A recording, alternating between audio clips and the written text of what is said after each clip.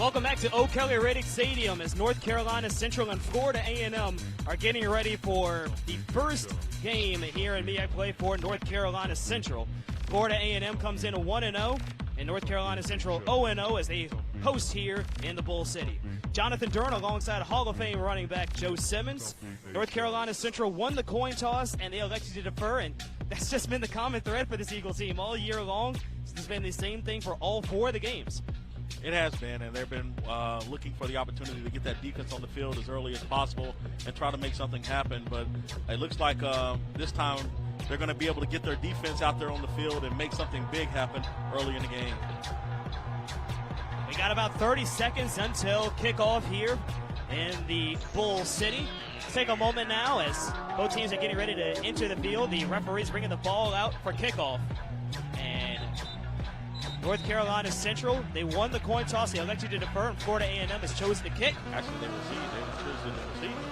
So the Eagles will head out to return to start today's game. It'll be Tyquan Watson heading back. So the Eagles will go from left to right on your TV screen. The Eagles, the home team, in the black shirts, white sleeves, maroon pants, maroon numbers as well, and the satin maroon helmets with the Eagle head logo on each side.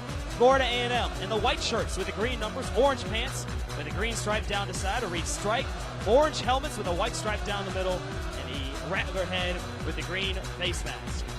Florida A&M will kick. It'll be Yahia Ali.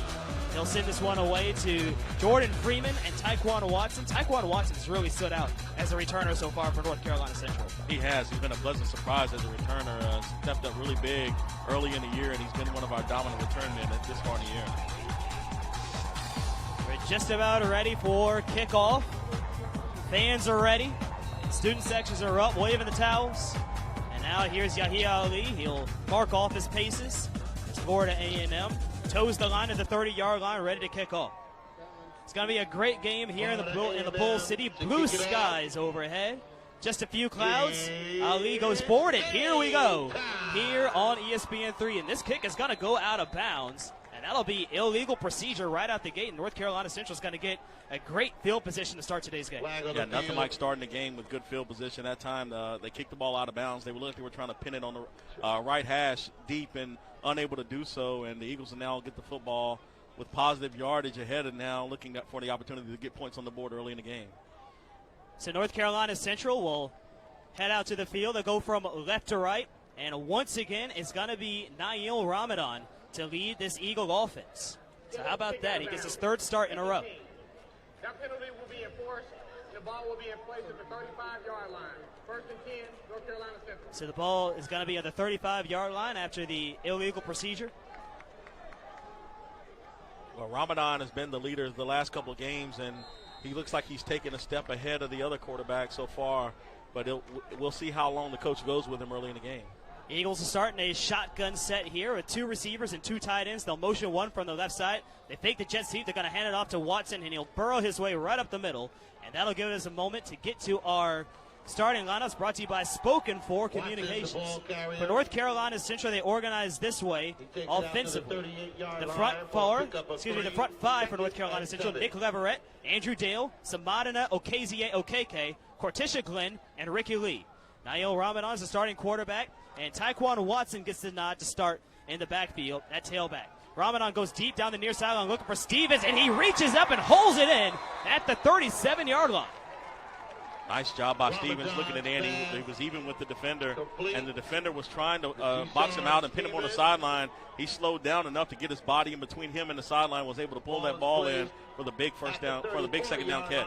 E.J. Hicks and Xavier McCoy, the other receivers to start. Sherman McLeod, the tight end, starting on this drive for North Carolina Central as they're into Rattler territory for the first time. Ramadan with the next snap is going to be a delayed draw, and he's going to take it up the middle. He's going to be tripped up, and the tackle this time is going to be made by Antonio Miller, outside linebacker for the Rattlers. Yeah, something you don't see a lot from Ramadan, running the football, and the Eagles have figured out that you've got to get him involved a little bit as a runner to make the defense honor all parts of what he can do with the ball when he's got it in his hands. Front four for Florida A&M: Elijah Watkins, DeMontre Moore, and Joshua Crutchfield. They actually go with three up front: Antonio Miller, Jabril Hasley, and Elijah Richardson and Terry Jefferson, the linebackers. In the secondary, Julian Rouse, Andrew Hines, Orlando McKinley, and Herman Jackson as a flag is thrown for a false start. Number 50, 5-yard penalty, steal. Second down. It's not often you see a false start called on the wide receiver. Yeah, that time I think it was the inside guy. One of the interior linemen moved a little bit, number 50, the left guard. And I think he got a little bit excited. I think he had a block where somebody was coming in his gap, and he was trying to be a little bit early. Starting lineups is always brought to you by Spoken For Communications, because every child deserves to be heard. Eagles motion one wide receiver. They'll hand it off to Watson. Watson bursts up the middle, and he's able to get a few yards before he is brought to the turf Watson, the ball by Florida A&M. Yeah, that's an opportunity there on the read where Ramadan misread it. If he keeps that and goes outside, he's got an opportunity to beat a guy to the sideline and possibly pick up about 5 or 6 more yards than they got on the play. Third and 11 for North Carolina Central at the 35-yard line. Carried about 20 yards on a long pass down the sideline to Stevens. And then the Eagles trying to get 11 more yards here. Going back to Stevens down the near sideline. Stevens can't get his hands to it, but he's going to get the flag, as he was harried all the way down by Herman Jackson. On the field. Yeah, good ball by Ramadan that time as he threw as he was getting hit. Looked like it was going to be pass interference that time as Stevens was being held up and unable to make the play. Number 24. See, holding. From the previous spot, automatic. Holding's the call, not pass interference, but either way, impediment by the defensive back, and North Carolina Central is going to get another first down. Yeah, got a big break now coming off that penalty from start. Now you got a first down. You've got to win on first and second down, and not get in those long yardage situations where you've got to throw the ball deep.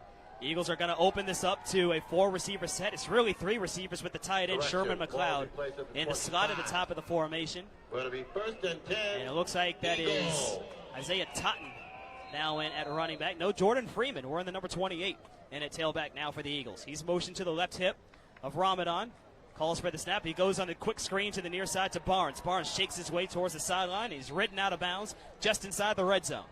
Yeah, nice job that time of blocking on the outside by the wide receivers, giving him an opportunity to get freed up and able to get 5 yards on the play. That's just a long handoff. Good opportunity for the receivers to get involved in the game without having to run down the field. Correction, that was to E.J. Hicks for North Carolina Central. Ramadan with the next snap, going on the quick pass again. This one is caught by McLeod. McLeod trying to fight his way forward, staying on his feet. It's going to take 4 Rattlers to bring him down inside the 13-yard line, and that's enough to move the chains. It is, and it's good to see the ball go inside. Hadn't seen a lot of passes on the inside to the tight end in the last couple of weeks, and it's good to see the tight end getting involved in the passing game. That is an easy. So McLeod is going to line up on the right side behind the tackle. Ramadan checks with the line. The Eagles moving down the field very well right now. McLeod, motion, goes back to the right side. Ramadan ready for the next snap. Pressure coming off the edge. He's able to lob it out to Watson, and Freeman swipes his way through into the end zone. Touchdown, North Carolina Central. The Eagles storm down the field and into pay dirt. It is. That's how you want to start your first offensive drive. The Rattlers came out, showed cover 2, rolled up into cover 0. Quarterback read it with the blitz off the outside, threw it to the hot man who was the running back, swinging out of the backfield, and he was able to elude the defender and make his way into the end zone. North Carolina Central put 21-plus points on the board during the MEAC SWAC Challenge, but I think that is the most efficient drive I've seen from this Eagle team all year. It is. They were nice passes and good combinations of routes. Best drive I've seen so far this year. The extra point is good. North Carolina Central leads this game 7-0. This is Eagle football on ESPN3. We'll take a timeout on the field. Rival has begun. New Rival Helios and Chronos. Experience the intensity. Welcome back to O'Kelly Riddick Stadium as North Carolina Central University leads Florida A&M 7-0 here in the first quarter. 11 minutes and 55 seconds to play as the Eagles now kick off and we get back underway. This one sent deep and return from the 2-yard line. The FAMU returner slices his way outside but caught short of the 20-yard line, and that's where FAMU will start. Let's take a look back at that last drive as North Carolina Central officially moved their way down the field and got into the end zone on a swing pass to Jordan Freeman. Yeah, the Eagles did a nice job that time of executing, running the ball, and passing the ball. Had a couple of penalties on the had a penalty on the offense and a penalty on the defense that kind of offset each other. But the Eagles did a really good job of making things happen on that play. The last drive for North Carolina Central, 7 plays, 65 yards, 3 minutes and 4 seconds. A scoring play, a pass from Nail Ramadan to Eric Cunningham for 13 yards. Looked like we had an offsides on the kickoff, and the Eagles are going to have to kick it off again. And you got to be really careful this time. They've got decent returners, and you don't want to get in a situation where the guys are a little bit tired and they're not covering correctly. Excuse me, the scoring play did go to Jordan Freeman and have Cunningham on the stats, but we'll get that rectified. But closer look at the drive brought to you by North Carolina Eye, Ear, Nose, and Throat. Visit them online at nceent.com. So after the infraction on the kickoff, North Carolina Central will go back and kick from the 30-yard line one more time as FAMU has sent back Marcus Williams and Xavier Smith to return, and this one's going to go to Smith. He'll take a second crack at it, and he weaves his way outside, and he's got an alleyway if he can get some speed. Sprints his way out of one tackle all the way across the 45 up to about the 42. Xavier Smith, big return. And that's what you worry about when you have to kick it again. Those guys just ran all the way down the field, full speed to play before, and left a lot of it out there. And then they have to go back and do it again. You're going to have some guys who are going to be just a little bit tired, and it's going to create alleyways, and usually that's when the big return happens. So Florida A&M on the field for their first drive, and they've got really good field position. North Carolina Central went 65 yards. Florida A&M only has 43 yards ahead of them to find the end zone. And their offensive line looks huge out there. They got a big offensive line that North Carolina Central is going to have to contend with. We'll introduce you to them in a moment as Florida A&M lines up for their first play from scrimmage. Shotgun set, 4 receivers, 2 on each side. They're going to motion one slot guy into a tight end position behind the left tackle. Stanley takes the snap, fakes the handoff, throws it over the middle, too tall, almost right to the defensive back for North Carolina Central, Aaron Duncan. Aaron Duncan almost had a gift in his hands, and he looked up at the last second. He was attacking the receiver, but if he had just stayed in his zone, it would have hit him right between the numbers. The offensive line for Florida A&M, Patrick Dalton, Obina Nwanko, Brian Crawford, Andre Regis, and Miles Rouse. Ryan Stanley, the starting quarterback, and Bishop Bonnet is the starting tailback on this drive. Chad Hunter, Xavier Smith, Marcus Williams listed as the wide receivers, and Kevin Newman, the starting tight end for Florida A&M. Next snap for FAMU on second down as Stanley takes a whole bunch of pressure. The pocket goes over the middle to the end zone. A diving catch made and given for a touchdown. 2 plays for Florida A&M on second down. Ball pass to Marcus Williams. A whole bunch of an extra point away from being tied. Wow, what a pass that time on the post route. He didn't really try to give you a whole lot to it. He just outran him on the post route. The DB was in pretty good position, unable to get the backside hand up and knock it away, and a great catch by the Rattlers for the touchdown. Florida A&M, you see them play. This is the kind of football that they advertise. Next, football straight down the field through the air. And the exhibit that here on second down. Passes, Stanley one of them takes a whole bunch of pressure. The pocket goes over the middle to the end zone. A diving catch made. Puts it through. We're tied up at 7. So with 11:29, we'll take a timeout on the field. You're watching MEAC Football on ESPN3 and the NCCU Sports Network. And those French vendors. When you need the best AI for the job, Hello. Choose Watson. Welcome back to O'Kelly Riddick Stadium as we are knotted up at 7 after Florida A&M just took 2 plays to find the end zone. The score is 7-all here in the first quarter. 11 minutes and 29 seconds to play here in the first frame. Yahia Ali ready to kick this one deep to Tyquan Watson and Jordan Freeman waiting inside the 5-yard line. This one looks like it's going to stay in bounds, but will steal into the end zone for a touchback. North Carolina Central Eagle Athletics would like to thank these corporate partners for their support. Spoken for Communications, City Barbecue, Tradition ever since, Bojangles, Quality Care Solutions, and North Carolina Eye, Ear, Nose, and Throat. Eagle football takes on Howard University next Saturday at 4 p.m. at O'Kelly Riddick Stadium. It's First Responders and Military Appreciation Day when we will honor those brave members of our community. Call the Eagle Athletics ticket office at 919-530-6530 for more information. Eagles set up. They scored on their first possession. They look to do the same here as they start in a 2-receiver set. Ramadan's going to have to take this one and run with it. He's going to be swallowed up in the backfield for a loss of about 4. Yeah, the Eagles had an RPO on, and he opted to go with the smoke route on the outside, and the corners jumped it, saw it right away, and he was smart not throwing it. He probably should have thrown it out of bounds over his head, but instead he tried to follow where the run was supposed to go, and there was nowhere to run on the play. That's Hall of Fame running back Joe Simmons. I'm Jonathan Duran here high above the field at O'Kelly Riddick Stadium as North Carolina Central plays their first MEAC competition game here in 2018. They'll stay in this 4 receiver set. It's second down, and about 15 yards to go. Ramadan again flushed out the pocket, and this one bounces in the direction of Tyler Barnes. It's 3rd and long. Yeah, did a good job of getting rid of it that time on the pass, but not a good block that time by the Eagles. They run a little stun on the inside. It should have been an easy pickup between the center and the guard, and they just let him run free. They got to keep their heads up and not get locked down on their position and make sure they protect their lane when pass protecting on that play. Florida A&M must have seen something they liked defensively in between these possessions as they've just been crashing the pocket over these last 2 plays. Yeah, they've run the same stunt twice, and they've been able to get to the quarterback both times. 7-all is the score. Is 3rd down and 16 for North Carolina Central. Here's the snap to Ramadan. Going over the middle, intended for Stevens. Just off the fingertips. Yeah, he short-armed that one a little bit, alligator arm. Ramadan dropped it right inside on him. He makes that catch, and he's going to avoid contact and keep running. I think he thought the big hit was coming and short-armed just a little bit. Tough break that time by the receiver. So the Eagles will be the first team to punt. And for the Eagles, they'll send out John Picaro. Back deep to return for Florida A&M is going to be Orlando McKinley.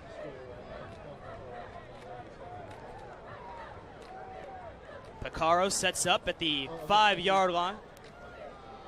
Kicks with the black boot. That one almost blocked, but he lets off a skyrocket. McKinley has to fall backwards as he hauls that one in. Let's see where they mark him down. Should be somewhere around the 35-yard line. We'll stay here during this change of possession. Let's take a look back at this last drive for Florida A&M. It only took them 2 plays to hit the end zone, 43 yards in 12 seconds as Ryan Stanley found Marcus Williams. Closer look at that drive is brought to you by North Carolina Eye, Ear, Nose, and Throat. Visit them online at nceent.com. So the Rattlers jog out here. They have a little bit further to go this time around. Yeah, a little bit further to go. Last time you saw the quick strike offense throwing the ball down the field, and now they're going to come out, looks like a little bit of a wildcat or something, or a quarterback change. 1st and 10 from the 34-yard line as Florida A&M continues to go right to left here in our first quarter. Ryan Stanley motions the receiver over to him, and he fakes the jet sweep. He's going to keep it himself, and he's going to be tackled in the backfield by Randy Nyawu. And a little pushing and shoving after the play was over. And a quick flag thrown by the referee that's going to go against North Carolina Central. Flag on the field. And actually, Florida A&M went to a wildcat package on that last play. The Wildcats quarterback change. DJ Phillips. Yeah, Stanley comes back in this time. Defense, number 47. 15-yard penalty from the end of the run. Automatic 1st down. This is number 47. First unsportsmanlike foul of the game. So that's a sportsmanlike conduct against Khalid Blunt. And it's interesting that what happened against Florida A&M, for those of you who don't know the connection, his brother Akil Blunt played linebacker for the Rattlers about 5 years ago. And his other brother, Jabri Blunt, is going to be suiting up for North Carolina Central on the hardwood this winter. Florida A&M motions tight end from left to right. Stanley back on the field as the Rattlers exit the Wildcat package. They motion another receiver. Fake the handoff, pass down the sideline. It's caught and driven to the turf by the defensive back, DeMario.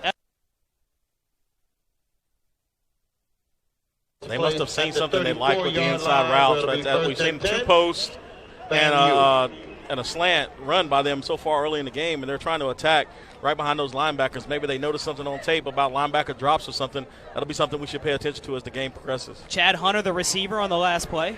Stanley ready for the next snap. Drops in the pocket, steps forward as he avoids the pressure, but he's not going to get away from that hit. A scoop picked up by North Carolina Central. Ball still on the turf. Let's see which way it's going to go. I think Pham got it on the last. Stanley ready for the next snap. Drops in the pocket, steps forward. Snap. Drops in the pocket, steps forward.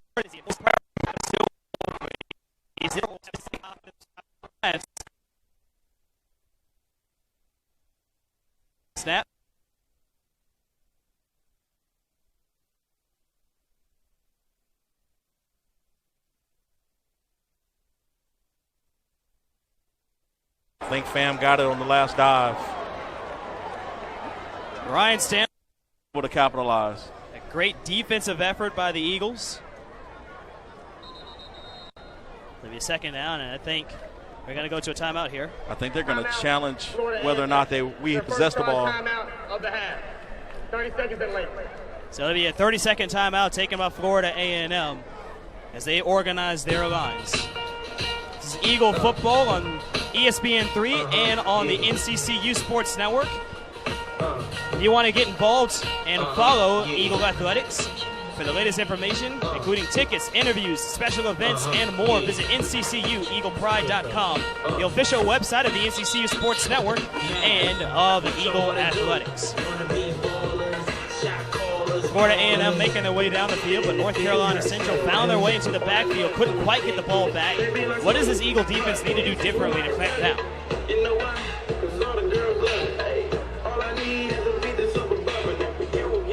Rattlers back out of the timeout. Back on the field. It'll be second down and 16 from the 41-yard line. The Rattlers will come back out into a 4-wide set.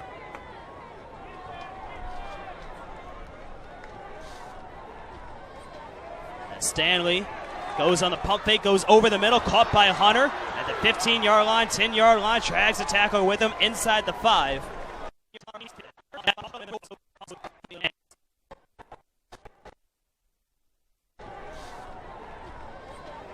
Stanley goes on the pump fake, goes over the middle, caught by Hunter at the 15-yard line, 10-yard line, drags the tackle with him inside the 5. Rattlers going to a hurry-up offense, but they'll just turn to the sideline, get the new play call. Stanley says a quick word to the line, and now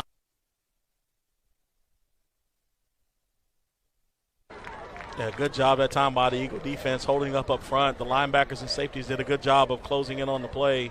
Right now, the only thing that's hurt us on the field, and that's something that Coach Eastman's going to have to correct, is they're getting big chunks of yardage on those plays. Loss of one. Second down. From the 4-yard line. A little bit of a trips open package right here. Two receivers to the near side for the Rattlers. Stanley fakes the handoff, shows the jump pass over the middle, incomplete. He's looking for Tamel Christian, the tight end. Yeah, we called a break that time. Stanley goes on the pump fake, goes over the middle, caught by Hunter. The jump pass over the middle, incomplete. Trying to get into the end zone. Take a 6-point lead. The Rattlers organize for their next play call. They'll go to a 3-receiver set with a tight end behind the left tackle. Stanley motions the receiver from right to left, fakes the handoff on the jet sweep, rolls out, passes, batted down. Brandon Bailey puts his hands into the air and sends that one out of bounds. The receiver from right to left.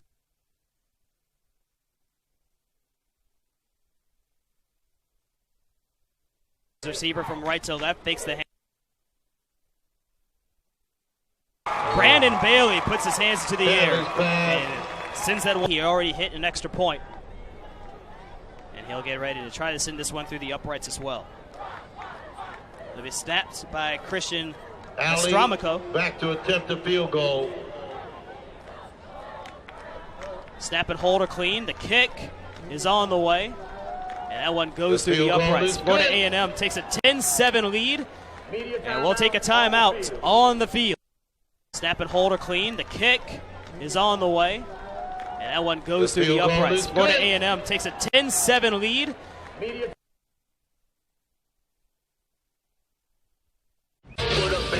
Welcome back to O'Kelly Riddick Stadium as Florida A&M has just taken a 10-7 lead over North Carolina Central University here in the first quarter.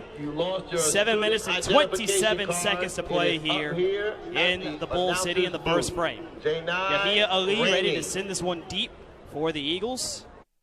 Off we go.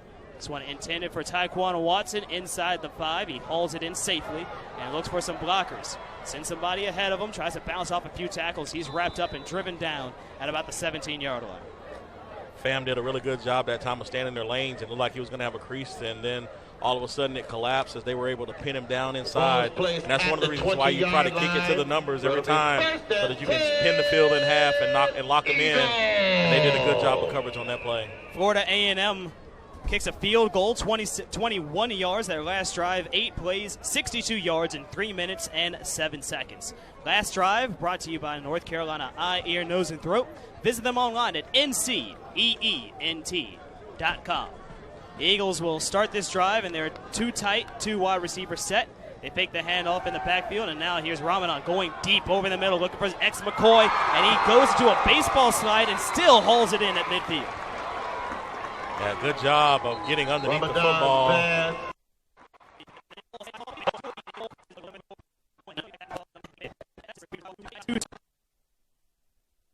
Too tight, 2 wide receiver set. They fake the handoff in the backfield, and now here's Ramadan going deep over the middle, looking for his ex-McCoy, and he goes to a baseball slide and still hauls it in at midfield. Yeah, good job of getting underneath the football. McCoy That one before it hit the turf. Yeah, I couldn't tell from inside. It would be he would be the person who could see it. The body was between us and the ball, so we couldn't tell. So it'll be 2nd down and 10 for the Eagles from the 20-yard line.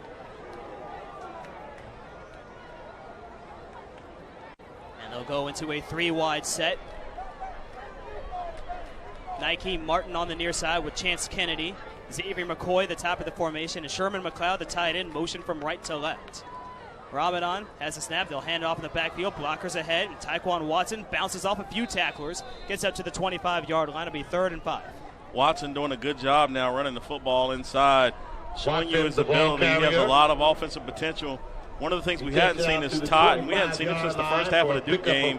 Is there something wrong with him, or is something happening that we don't know about? Correction. 3rd down and 5. I'm not entirely sure, but I think at this time it's going to be Taekwon Watson and Jordan Freeman was to be our running back rotation here for our contest this afternoon. 4 receivers for the Eagles. Watson goes from right hip to left hip and goes back over, and now motion out into the flat. Ramadan with the snap. Looking, rolling out the pocket towards the sideline, flips it ahead to Watson. He makes the catch, but I don't think he got enough to get the first down. Complete to Watson. Yeah, I don't think he knew what he was supposed to do on the play either. Everybody looked a little bit confused on that play. Takes it out to the 26-yard line. So it'll be a gain of It'll 1 be on the 4th pass and 4. completion. But it'll be 4th down. And back to return again will be Orlando McKinley. And out to punt again is going to be John Piccaro. And he let off an absolute rocket this last time out. Yeah, he did. He got at the turnover nicely last time. So Piccaro wearing black shoe, white shoe, kicks with the black shoe. Sets his heels at the 11-yard line and gets ready to send this one airborne.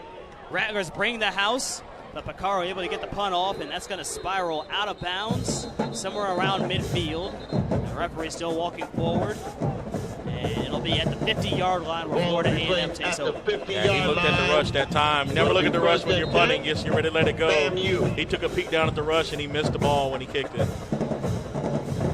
The Eagles are going to be at home again next weekend against Howard, and if you have a group of 10 or more people who want to catch an Eagle football game, the Eagle Athletics ticket offers group ticket discounts for home football games against St. Augustine's, Florida A&M, and Howard. For ticket information, call the Eagle Athletics ticket information office at 919-530-6530.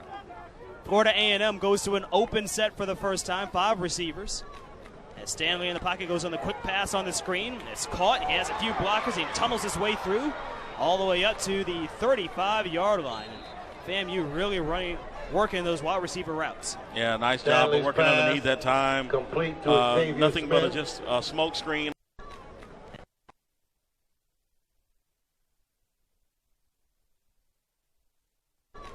As Stanley in the pocket goes on the quick pass on the screen. It's caught. He has a few blockers.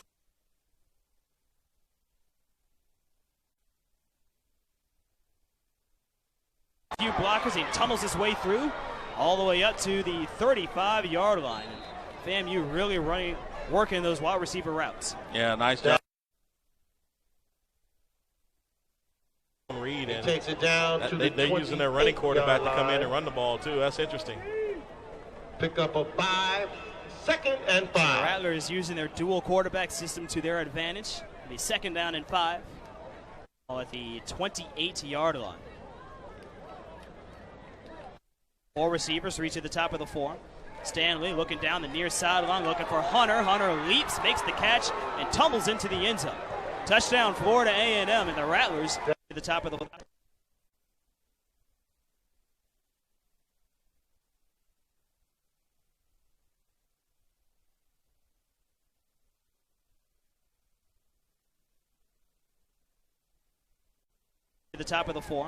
Stanley looking down the near sideline.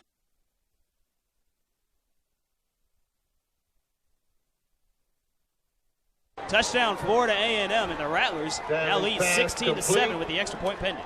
Wow. To the top of the form. Stanley looking down the near sideline, looking for Hunter. Hunter leaps, makes the catch, and tumbles into the end zone. Touchdown, Florida A&M, and the Rattlers now lead 16-7 with the extra point pending. And the kick is good. 17-7, Florida A&M leads With by 10. 4:53 remaining in the first period This of is play. not the start that the Eagles wanted for this game. Not at all. Right now, they look a little flat on defense, and offensively, they got to start making something happen and try to keep this thing close. Let's take a look back at the last drive for Florida A&M. They've been really good at these short drives. 3 plays, 50 yards, 1 minute and 12 seconds. Scoring play, a 28-yard pass from Ryan Stanley to Chad Hunter. Closer look at the drive brought to you by North Carolina Eye, Ear, Nose, and Throat. Visit them online at nceent.com. So North Carolina Central, they're going to actually flip the returners now. They're going to move Tyquan Watson to the left side and move Jordan Freeman to the near side. So more than likely, Freeman is going to be the preferred returner here, just by the way that right-footed kickers usually hook the ball to the near sideline. Yeah, I think they're going to give him an opportunity to try to get one since he got the last one. Right now, the Eagles are going to look for a better opportunity to try to get a good return. And if this one doesn't go in the end zone, expect something up the right-hand side. So the kick is on the way. And it'll be returned by Freeman from about the 2-yard line. Looking for a few blockers. He takes a hit and spins off of it. The hit made by Bishop Bonnet. And Freeman able to spin his way forward to about the 22. And Jordan Freeman now with a little bit better field position, but an out opportunity to the to try to make something 22-yard happen on line. offense. And I'm wondering if the coaches are going to try to start attacking down the middle of the field a little bit more, or would he try to slow it down a little bit with the running game? The Eagles will start this drive with 3 receivers. It'll be Stevens, Hicks, and Xavier McCoy. McCoy isolated at the top of the formation, 1 tight end, and 1 running back on the left side. Now to the right is Jordan Freeman to start this drive. Ramadan in the pocket, pressure coming. Pass made and incomplete to Day-Day Stevens as a quick hit was applied. Pass intended for Deshaun Stevens. Richardson. Incomplete. And Stevens has got to hold on to that. That's 2 we've seen him drop where he should have caught the football. That was just been a nice 5-yard pickup. He's got to concentrate and lock those in. Florida A&M is running to the football, though, and it's a little bit intimidating, but you got to catch that ball. Rattlers only working with 3 down linemen. They look like they're ready to bring a pressure of 5. And they're going to bring about 6 here. They go on the outside handoff. A good stutter step outside by Freeman, but he couldn't get away from the second defender. The third one comes in and cleans it up. It's a carry. I think maybe he got back to the line of scrimmage. I don't know if he got more out of it. Yeah, he did a good job of getting back to the line of scrimmage. It wasn't easy on that play. He made a nice move on the inside and tried to get back up the field, but nowhere to go as that FAMU defense is swarming all over the field. Excuse me. 3rd down and 10 for North Carolina Central from the 21. Just north of 4 minutes remaining here in the first frame. 4 receivers, 2 on each side. Ramadan takes the next snap. Pressure coming. Runs out of the pocket, gets away from 1 defender. And throws this one downfield, incomplete. I think that was intended for Nike Martin, but 4th down coming up now. Yeah, nowhere to go on that whole possession. He's running for his life. The offensive line's got to do a better job of picking up, but also they got to do a better job of reading hot. We haven't seen a good drive since that first drive when they read everything perfectly. So John Picaro out to punt one more time. Orlando McKinley to return for FAMU. 3:56 to go here in the first quarter. Snap is good. Pressure coming. This one's blocked. FAMU's going to pick this one up at the 2-yard line and stumble into the end zone. Fumble recovered by Jay. Snap is good. Pressure coming. This one's blocked. FAMU's going to pick this one up at the 2-yard line.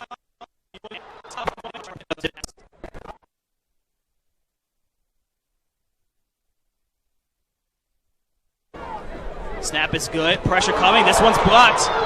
FAMU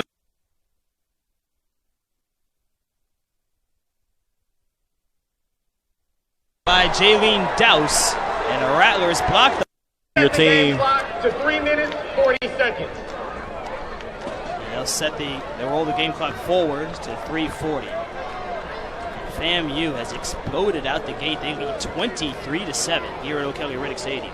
Momentum is definitely on their side right now, and the Eagles are going to need to do something to try to get that momentum back. Yahia Ali to kick the extra point.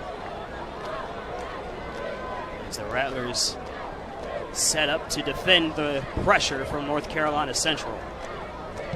Kick is on the way. And it's good. 24-7, Florida A&M. With 3:40 remaining in the first period of play. We don't have a drive stat to give you. All it was a blocked punt, recovered, and taken into the end zone from 2 yards out for FAMU, as they now lead 24-7. But the Eagles have to find a way to get momentum back now, Jonathan. What's going to happen is somebody's going to have to step up and make some plays. We've dropped a couple of passes. We've had some opportunities to make plays, and we haven't done it. And when you don't do it on first and second down, you put yourself in third and long. And this FAMU defense is pretty fast and pretty athletic. You can't give them a situation where they know you're going to pass the ball, because they're going to blitz and try to make you get it out of your hands as fast as you can. The Rattlers go out to kick off once again. North Carolina Central to return again. They got to flip it one more time and put Taekwon Watson on the near side for the return.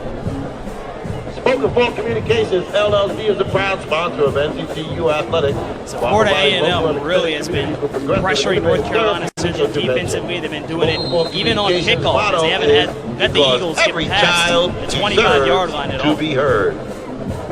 The only time the Eagles started north of the 25-yard line after a kick was after the illegal procedure. Kickoff for Florida A&M. Kick on the way. It's short for Taekwon Watson from the 15.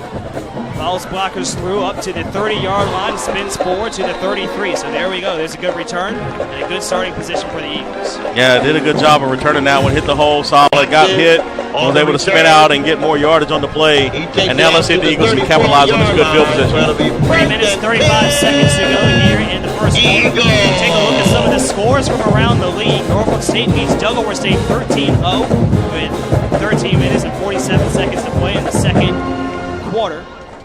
One game to play tonight, Bethune-Cookman against Savannah State. That game will be at 6 o'clock tonight in Savannah. One game played on Thursday. North Carolina A&T scores 21 unanswered points in the second half to beat South Carolina State 31-16. As Ramadan is going to hand this one off to Jordan Freeman, and Freeman is going to be whipped to the ground at the 30-yard line.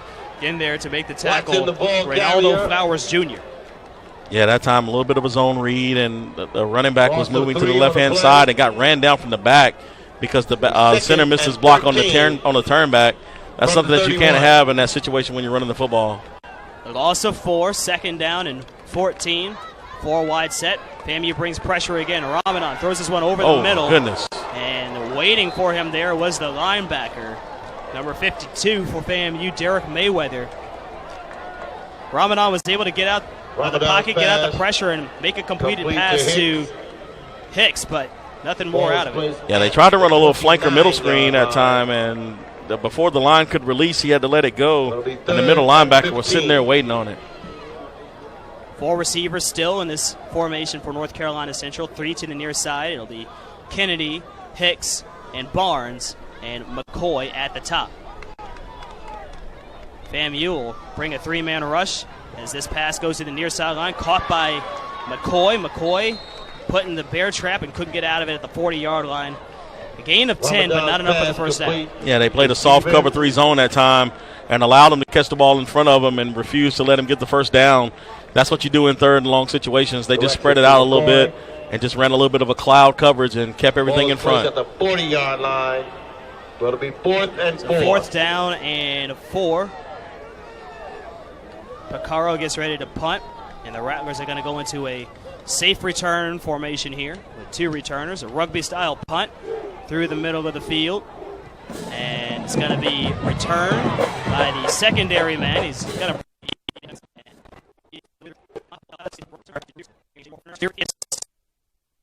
safe return formation here with 2 returners, a rugby-style punt through the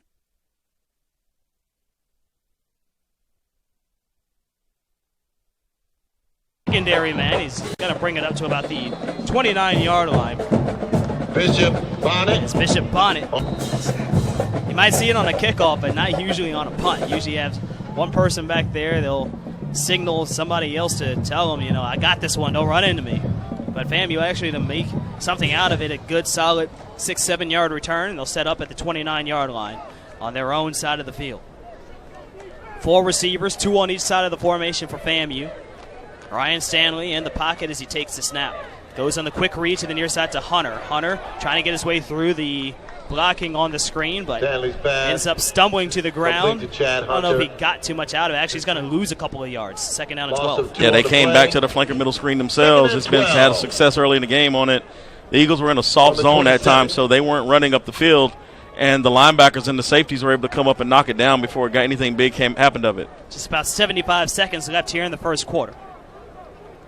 4 receivers for FAMU. Stanley on the naked bootleg throws this one down the sideline. That one's caught, going up the field to about the 50-yard line, and stepping out of bounds. The receiver was Xavier Smith, but a flag thrown during the play. Flag on the field. So let's go down to the field and see what this call is. I think it's an eligible receiver downfield. Pass interference. Offense, number 80. 15 yards penalty from the previous spot. 2nd down. It's a pass interference called on the offense. Yeah, they run a pick pass. I was wondering how do you get that open in your end man-to-man defense unless somebody fell down. But they were playing cover 1, and he was running by himself, and I was watching this side of the field as the blitz was coming. I look up, and he's running by himself. So parents. They go all the way back to the 13-yard line. 2nd down.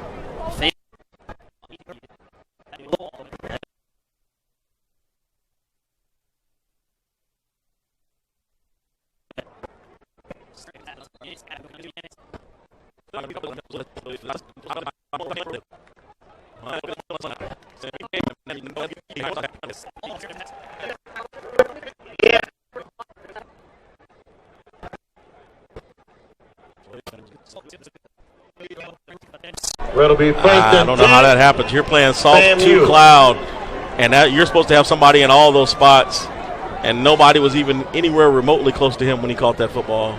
15 seconds to go here. See if the Rattlers are going to take one more snap, and they're not lined up for it, so I think we're just going to head to the quarter break as Florida A&M leads this one 24-7 over North Carolina Central here at O'Kelly Riddick Stadium. That's the end of the first quarter. First quarter comes to a That close. will do it 15 for the minutes first period of play. and the Rattlers hold on to a 17-point FAMU advantage. up on top. We'll take a timeout on the field. You're watching MEAC Eagles. Football on Let me hear y'all ESPN3 make some and noise. the NCCU Sports Network. I said Eagles. The all-new Acura RDX with ELS Studio 3D sound.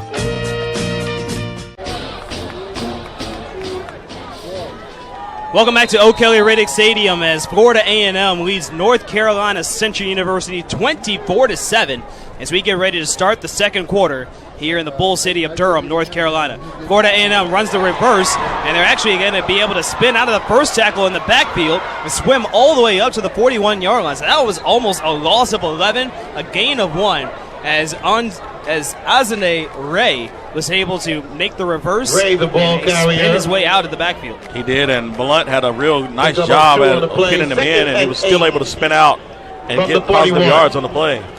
24-7 is the score. Florida A&M leading. I'm Jonathan Duran, Hall of Fame running back here at North Carolina Central University. Joe Simmons sitting on my right.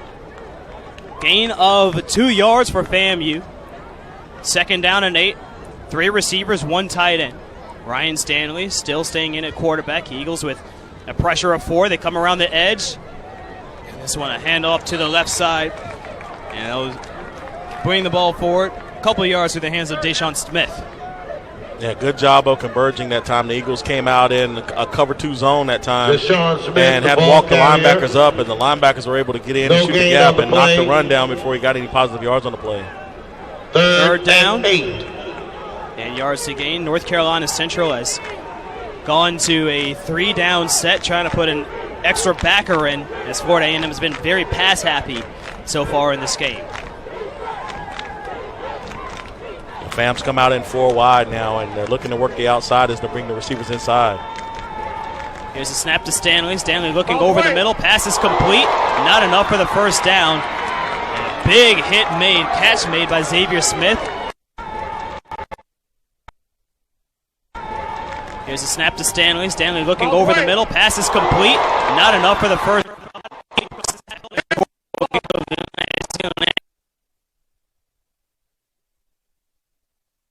Stanley looking over the middle. Pass is complete.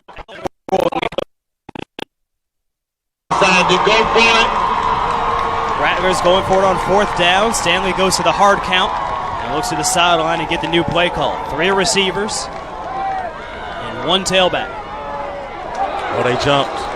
And it looked like motion on both sides.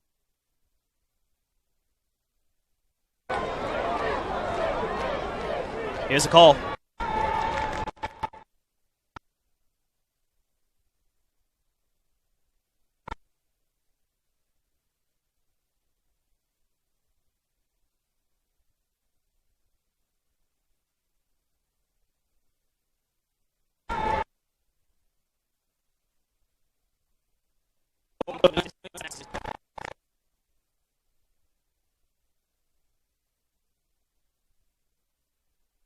Carolina Central, a total 163 total for FAMU. And now here's the punt back, and it's going to be E.J. Hicks a return.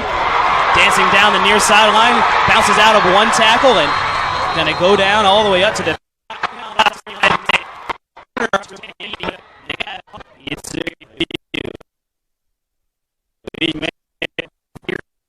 total for FAMU. And now here's the punt back, and it's going to be E.J. Hicks a return.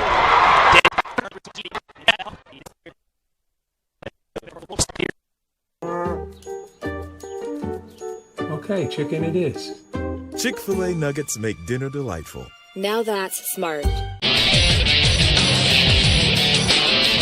Welcome back to O'Kelly-Riddick Stadium as Florida A&M leads North Carolina Central 24-7 here in the second quarter. Eagles will start the next drive on a quick pass to Xavier McCoy. I don't know if they're going to say that one was incomplete or it might have been a catch and a fumble. To McCoy. And the ball ends up bouncing out of bounds, and it'll be a loss of 2 yards for North Carolina Central. Jonathan Duran alongside Joe Simmons. Second quarter underway. Florida A&M after the first quarter, 163 total yards. North Carolina Central just 67. Ramadan in the packet goes down the sideline. Pass is complete by Barnes. And he'll move his way forward to about the 49. 3rd down and mid to gain. Nice job that time by Ramadan of attacking outside. Got it out of his hands quick, and that's one of the few times we've seen him run a route that didn't require somebody running a fade. The Eagles going to a pistol set here, and Florida A&M is going to stack the line. The Eagles take a moment and look to the near sideline and to T.C. Taylor and the rest of the offensive signal calling unit as they set up for this new play, and they're going to motion out of the pistol into a shotgun set. 4 receivers, 2 on each side. Ramadan with the pass to the sideline, caught and almost able to get out of the tackle was Jordan Freeman, but a quick hit applied by Florida A&M there to make the tackle Orlando McKinley, and the Eagles will punt. Well, Ramadan's given these guys an opportunity to make plays, and he's put them in open field situations where they had a chance to go one-on-one, and they've been unable to make any plays so far, or they dropped the football. And that's really disappointing because that's something we've hung our hat on these last few years, is being able to make plays in those situations. So here's the punt from John Picaro, rugby style.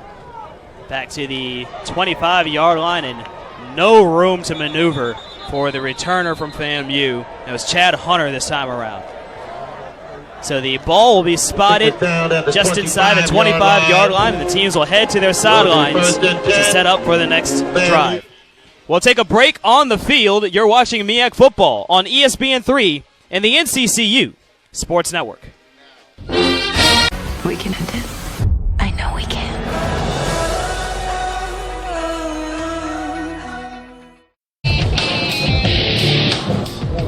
Welcome back to O'Kelly-Riddick Stadium as Florida A&M leads North Carolina Central University 24-7 here in the second quarter. And the Rattlers with the football. They go on the handoff in the backfield and into open field as the tailback sprinting his way all the way up to the 30-yard line and a foot race to the corner of the end zone. And he's finally going to be tackled from behind right about at the 5-yard line. Bishop Bonnet, he's been everywhere.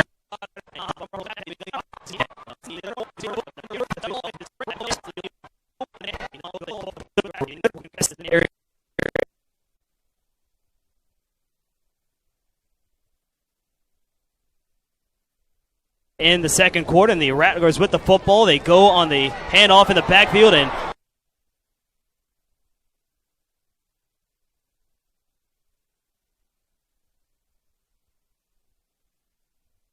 tackled from behind right about at the 5-yard line. Bishop Bonnet, he's been everywhere in today's game, and he's and the Rattlers hold on to a 17-point advantage. On top. We'll take a timeout on the field. You're watching MEAC Football on ESPN3 make some noise. NCCU Sports Network. I said it. Yeah, definitely ran a pick pass that time. That's why he was so wide open on the play. The referee makes the call. It's not exactly going through the stadium, but he says exactly what you said. So Florida A&M has been mixing their receiver routes all game long, and they've been called for the pick pass twice today. Offensive pass interference. Yeah, the tight end that time released outside and picked for the inside receiver, and that's why he was running so wide open on the play. But the Eagles have to do a better job of communicating and not allowing that to happen. So the Rattlers will go all the way back out to the 21-yard line, and a loss of 15 yards on the penalty. Shotgun set. 3 receivers and a tight end. They'll motion the tight end to the outside now. Here's a snap to Stanley. Stands tall in the pocket. Pressure coming. Goes over the middle. Pass caught by Hunter. Touchdown, Florida A&M.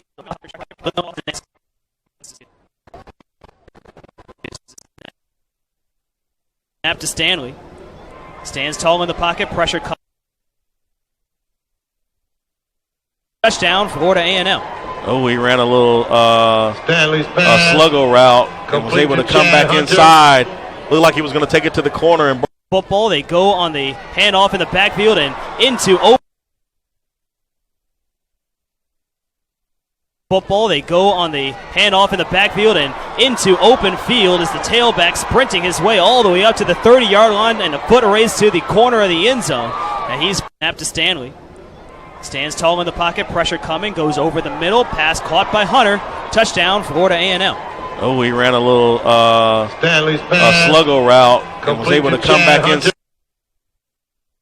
Ryan Stanley, pass complete to Chad Hunter, 21 yards, 2 plays, 75 yards in 1 minute and 1 second. Closer look at the drive brought to you by North Carolina Eye, Ear, Nose, and Throat. Visit them online at NCEENT.com. Last drive for Florida A&M again. Quick strike. Quick strike offense, and they're showing that they can run whatever they want to when they want to right now. The Eagles look lost on both sides of the football, and it doesn't matter who they put in a defensive back. They're all getting a taste of what these Florida A&M receivers are capable of. Quality Care Solutions is committed to providing Taquan Watson and Jordan Freeman back deep to return once again. And they provide a and while they set up, North Carolina Central Eagle Athletics would like to thank these corporate partners for their support. Chick-fil-A on Hillsborough Road. Eagle Dining by Sodexo. Hogaway Funeral Home. MC Real Estate and Bail Bond. And the North Carolina Central University Foundation. Florida A&M leads this all-time rivalry 6-4 with 1 tie in there. North Carolina Central's actually won the last 3. All 3 of those games have been decided by a total of 14 points, but Florida A&M creating some separation in today's game. Taquan Watson deep in the end zone, just watches this one sail over his head out of bounds, and North Carolina Central will take over the 25-yard line on the touchback. Yeah, opportunity now for the Eagle offense to get something going. Ramadan's done a good job of getting the guys the ball and creating some offense, but you wonder at what point do the coaches try to get some type of spark and maybe change it up a little bit and see what happens. Nail Ramadan is 10 for 15 in this game, 69 total yards and 1 touchdown. And he's had 3 drops, so that lets you know that it's not on him. He's doing his part. But right now, they just need some type of spark on the offensive side of the ball. Stanley on the other side, 9 for 12, 195 yards and 1 score as well. Ramadan, quick pass towards the sideline, and there quickly, DB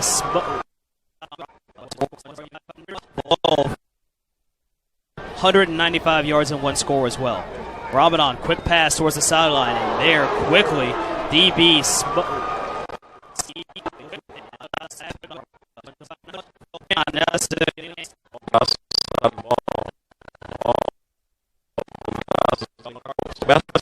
spark on the offensive side of the ball. Stanley on the other side, 9 for 12, 195 yards and 1 score as well.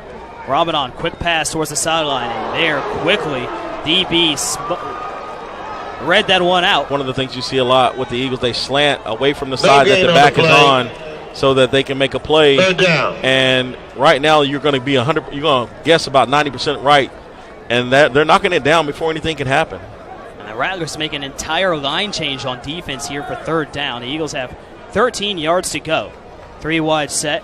Ramadan takes the snap, stands in the pocket.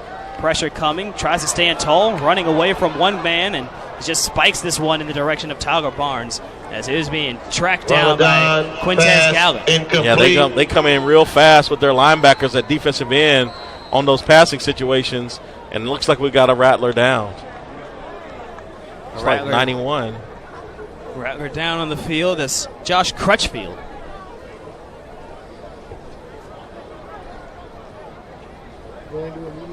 And that's going to send us to a media timeout. We're taking a timeout on the field. You're watching MEAC Football on ESPN3 and the NCCU Sports Network.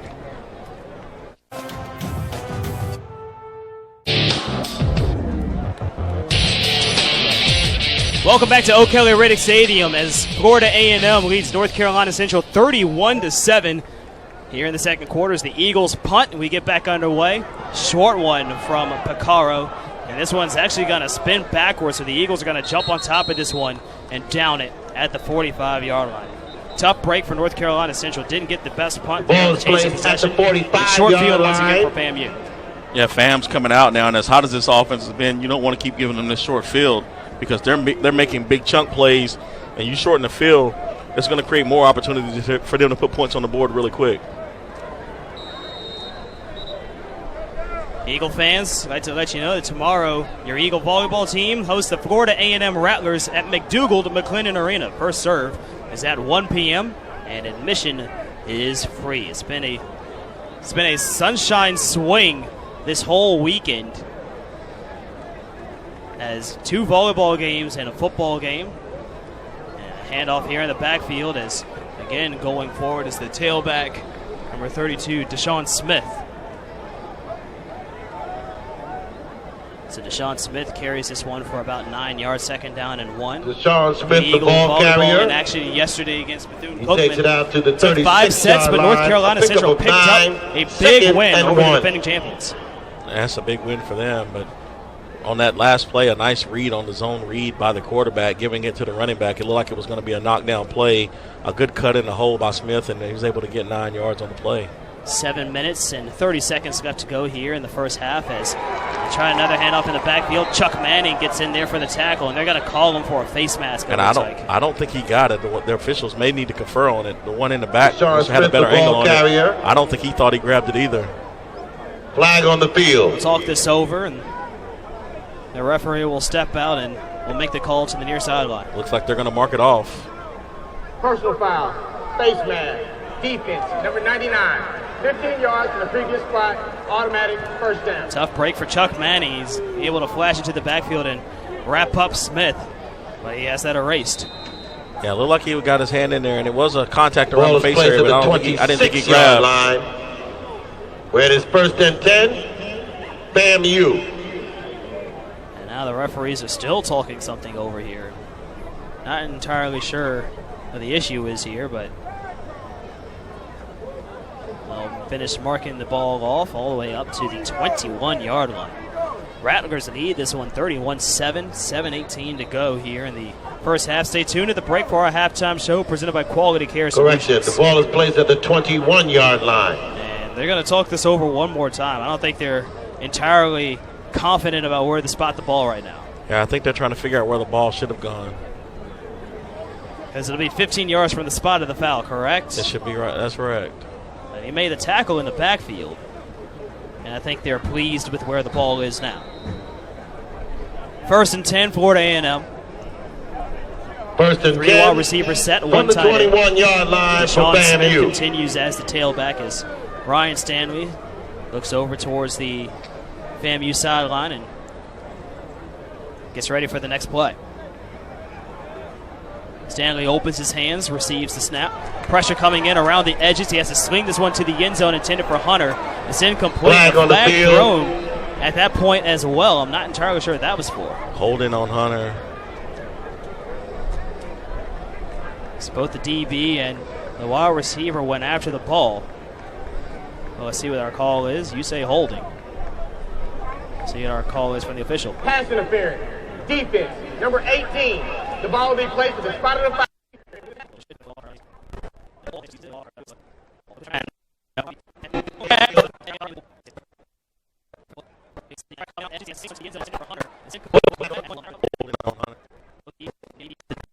So I'm not sure because the receiver actually pushed him and spun him around. So the Rattlers to the end zone.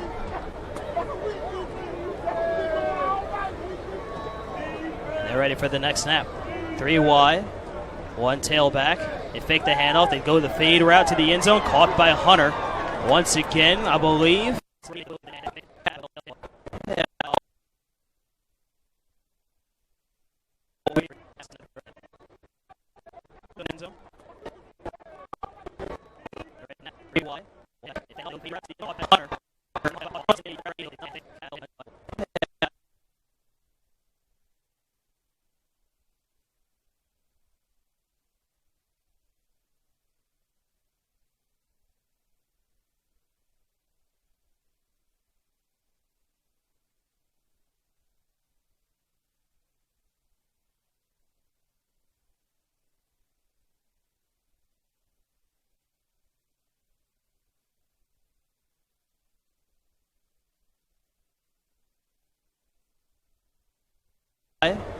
One tailback.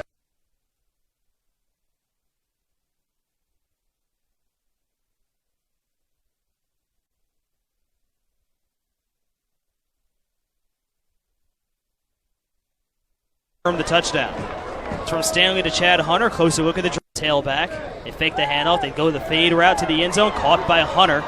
Once again, I believe. It looked like he made the grab, and they do confirm the 3 plays. 3 plays. Back to the punt. 2 plays, 3 plays.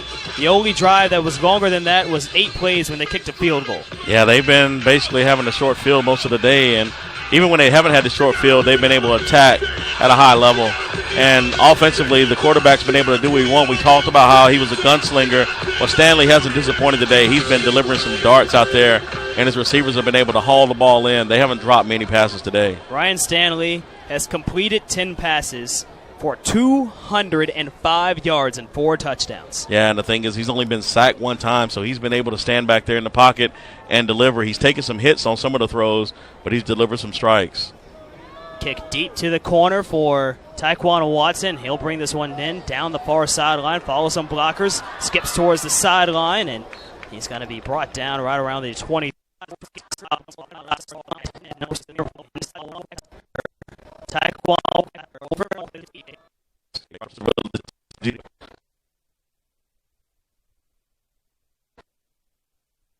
But he's delivered some strikes. Kick deep to the corner for Taekwon Watson. He'll bring this one in down the far sideline, follows some blockers, skips towards the sideline, and he's going to be brought down. First drive where we went down the field, but they've got to find something that's going to work offensively, some type of pattern or package that'll get some offensive success because they need some momentum going into halftime. Eagles start double tight, double wide. Shotgun set, tailback. They'll give it to him. Looks like Jordan Freeman on the carry to start the drive, and he just follows his blockers forward for about 3 yards. Yeah, still that side to side. They're not attacking downhill. You got to assert your physical strength.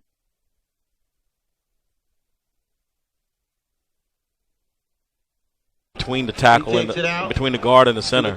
All of our runs are outside the tackle. 2nd and 7. Excuse me. They'll stay in the same package here. 2 receivers to the near side, Barnes and McCoy. And another handoff up the middle. The Rattlers ready for it, but Freeman able to spin out the first tackle, and he's still going as he finally stumbles forward all the way up to the 32-yard line, and he flexes as he was able to fight his way through 4.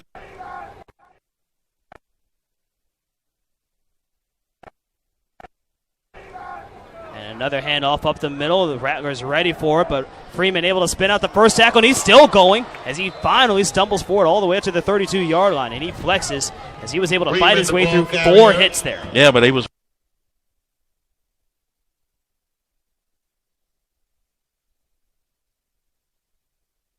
And they went back wide again, didn't run back inside, but one of the things that you're going to see is teams have found out our tendency is that we run 90% of the time away from the side that the running back lines up on, so teams are just slanting that way and taking that away.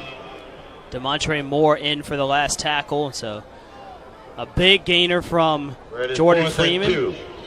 Couldn't ride the momentum just to get enough to get the first down.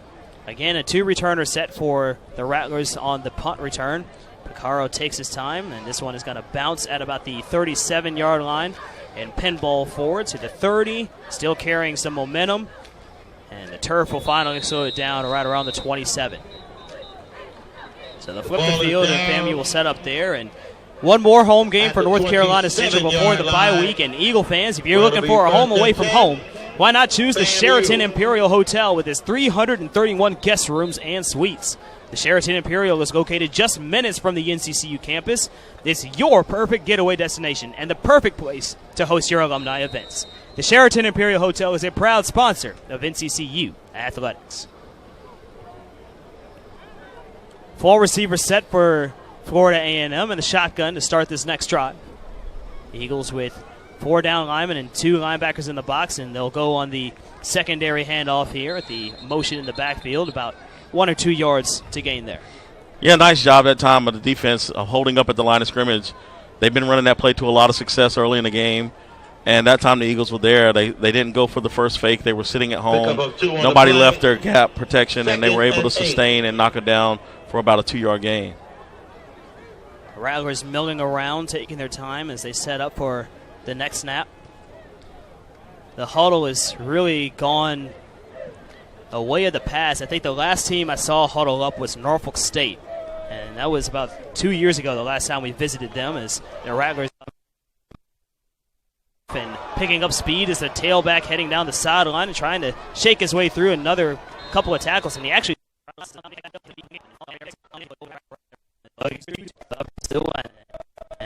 was trying to stay in bounds, and you can see their offensive linemen are fired up at the fact that they can run the football at will right now. They're pushing this Eagle defensive line around and making it look real easy right now. Bishop Bonnet had a carry earlier for 69 yards, and now Smith rattles off a 31-yarder. Rattlers getting it done on the ground and through the air. So take a look at the team stats for Florida A&M. On the ground, 104 yards, 205 through the air.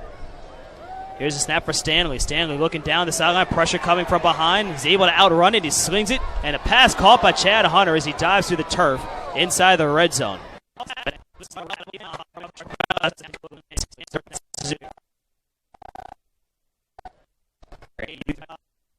5 through the air.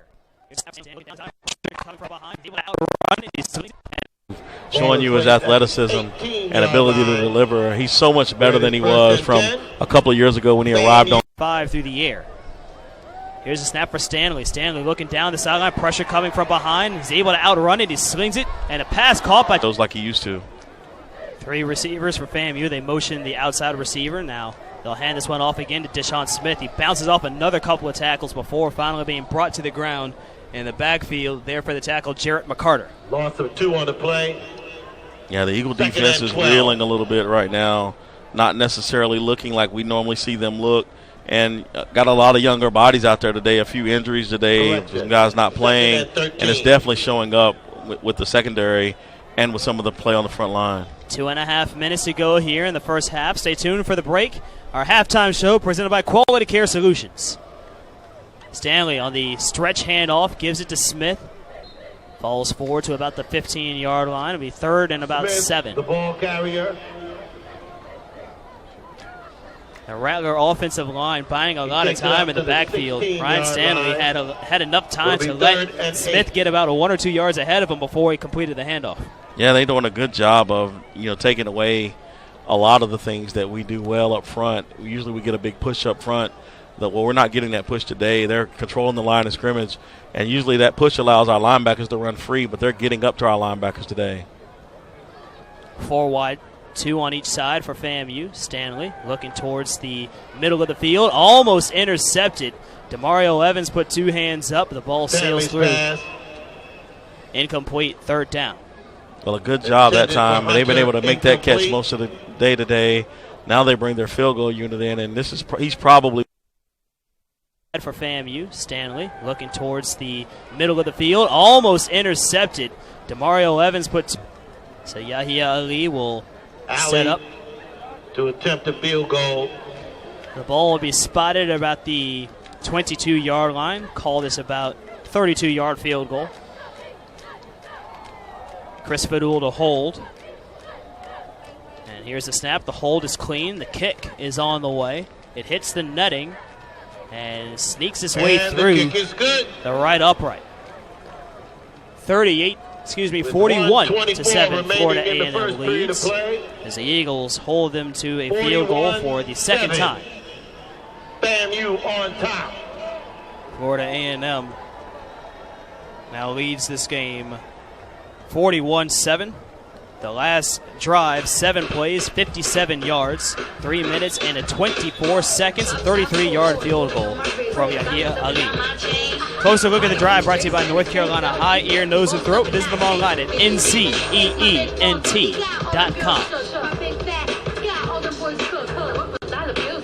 Well, you look at what Florida A&M's been able to do offensively today, Jonathan, is really impressive. They've been dominating in every phase of the game, offense, defense, and special teams. Special teams units have done a good job of controlling us with the kicking game. They blocked the kick, returned it for a touchdown. They've made field goals. They've converted on all their extra points. And in the kickoff game, they've been able to keep us inside the 30 for most of the day today. The only time they didn't was when they kicked the ball out of bounds.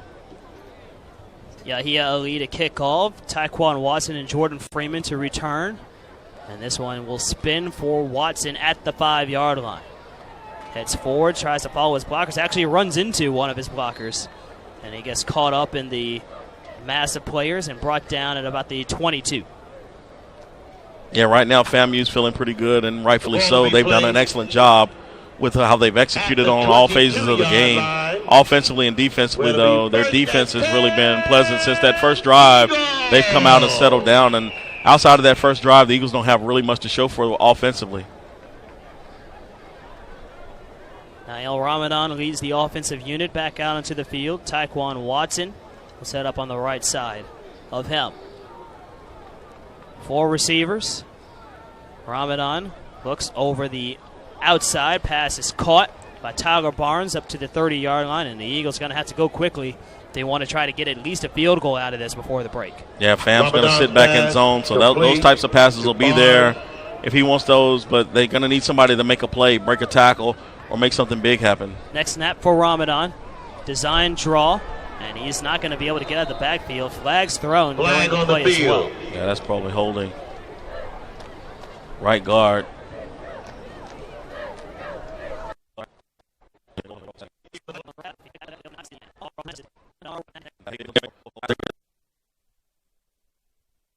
Tackle or make something big happen. Next snap for Ramadan. Design.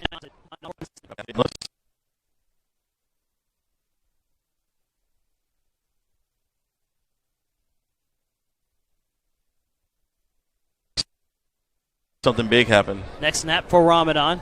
Design draw. Flag on the play as well. field. Yeah, that's probably holding.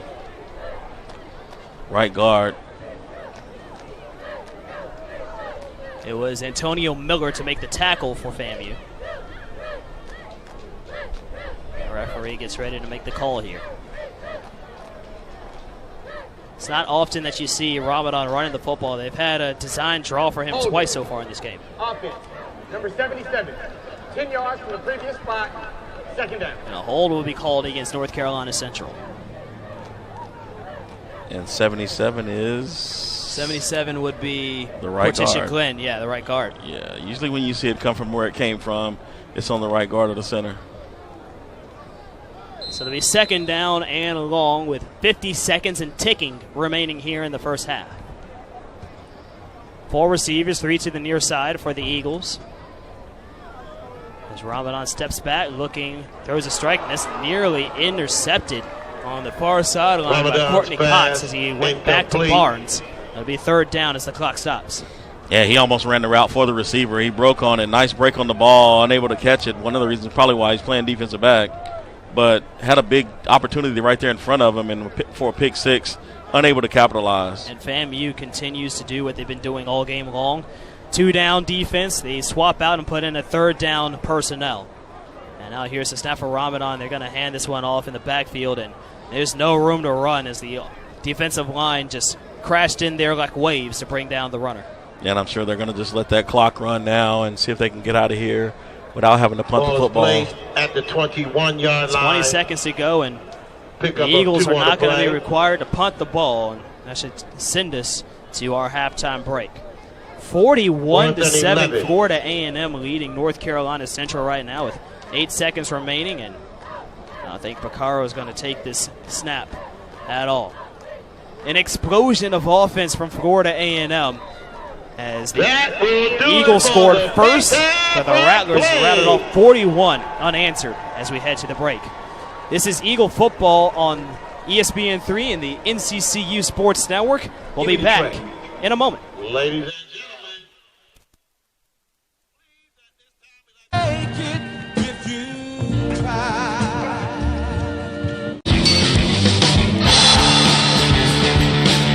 Stanley on the stretch handoff, gives it to Smith. Falls forward to about the 15 for FAMU. Stanley looking towards the middle of the field. Almost intercepted. Demario Evans put 2 hands up. The ball sails through. Incomplete, third down. Well, a good job that time. For FAMU. Stanley looking towards the middle of the field. Almost intercepted. Demario Evans put 2 hands up. The ball sails through.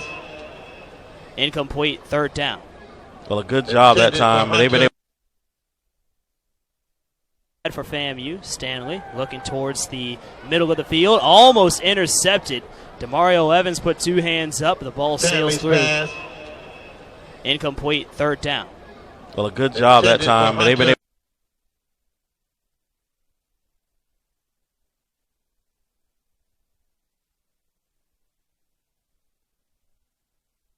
Stanley on the stretch handoff, gives it to Smith.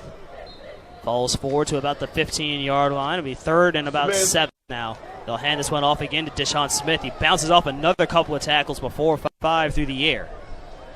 Here's a snap for Stanley. Stanley looking down the sideline, pressure coming from behind. He's able to outrun it. He slings it, and a pass caught by Chad Hunter as he dives through the turf inside the red zone. For the Rattlers on the punt return, Baccaro takes his time, and this one is going to bounce at about the 37-yard line and pinball.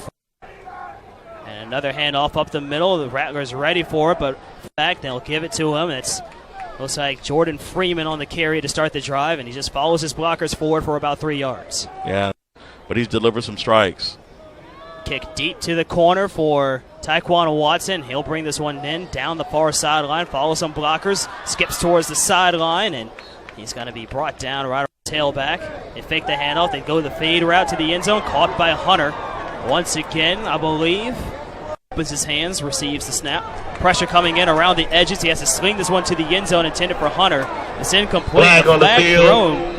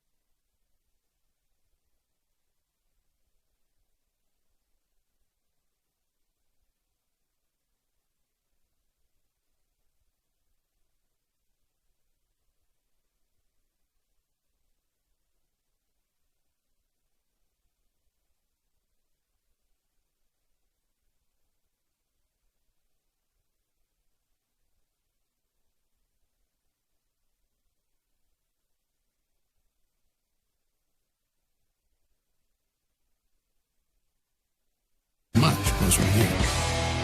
Wheat, yeah? Freak, yeah.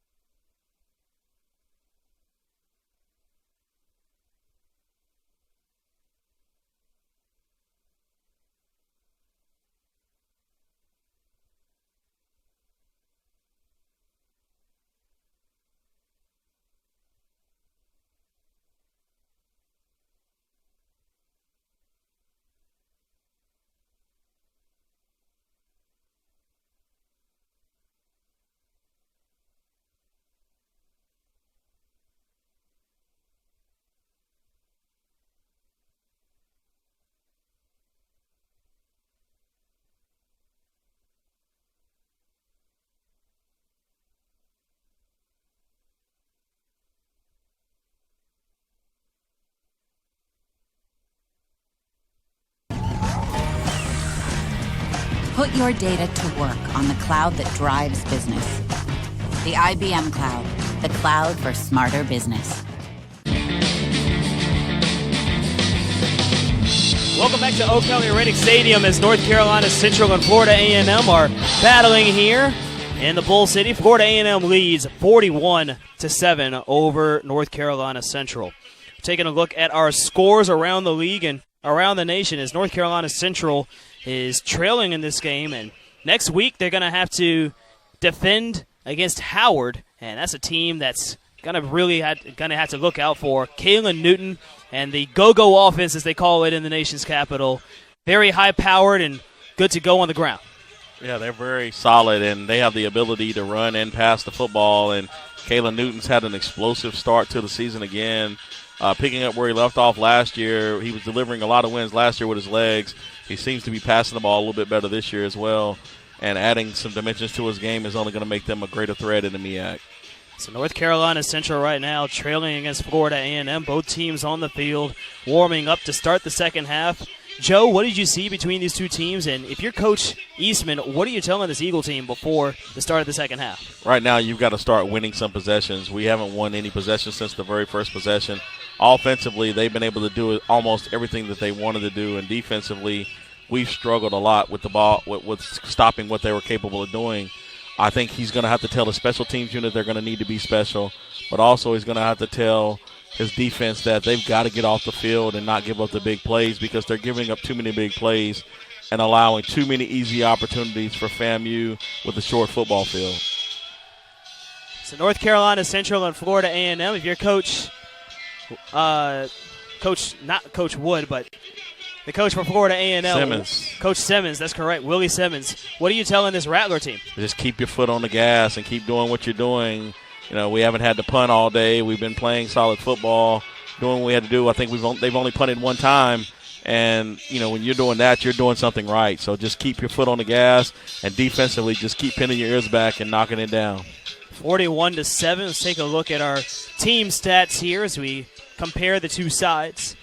Florida A&M, 333 yards of total offense. The Eagles held below the century mark in the first half. I can't remember the last time I saw that happen for North Carolina Central in a first half of not breaking 100 yards. I think the Eagles eclipsed 100 yards against Duke, but Florida A&M really found something on the tape, and they've been able to hold the Eagles in check. They have. They've done a lot of things right, and their speed on offense and defense is really phenomenal. And I think it showed up. And defensively, they have the ability to make plays. And you see their defensive linemen, they run like linebackers, and that's something that you don't usually see. But they look the part, and they're playing at a high level right now. And I think if this Florida A&M team continues to play like this, you know, the sky's the limit for what they're capable of doing in the MEAC.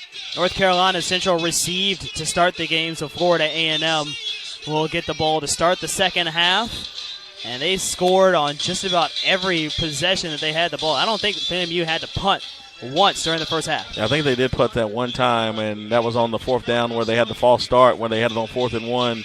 They had an opportunity to, make something big happen, and they had to punt then. But other than that, they pretty much had their way, and now they're going to get the ball first in this half.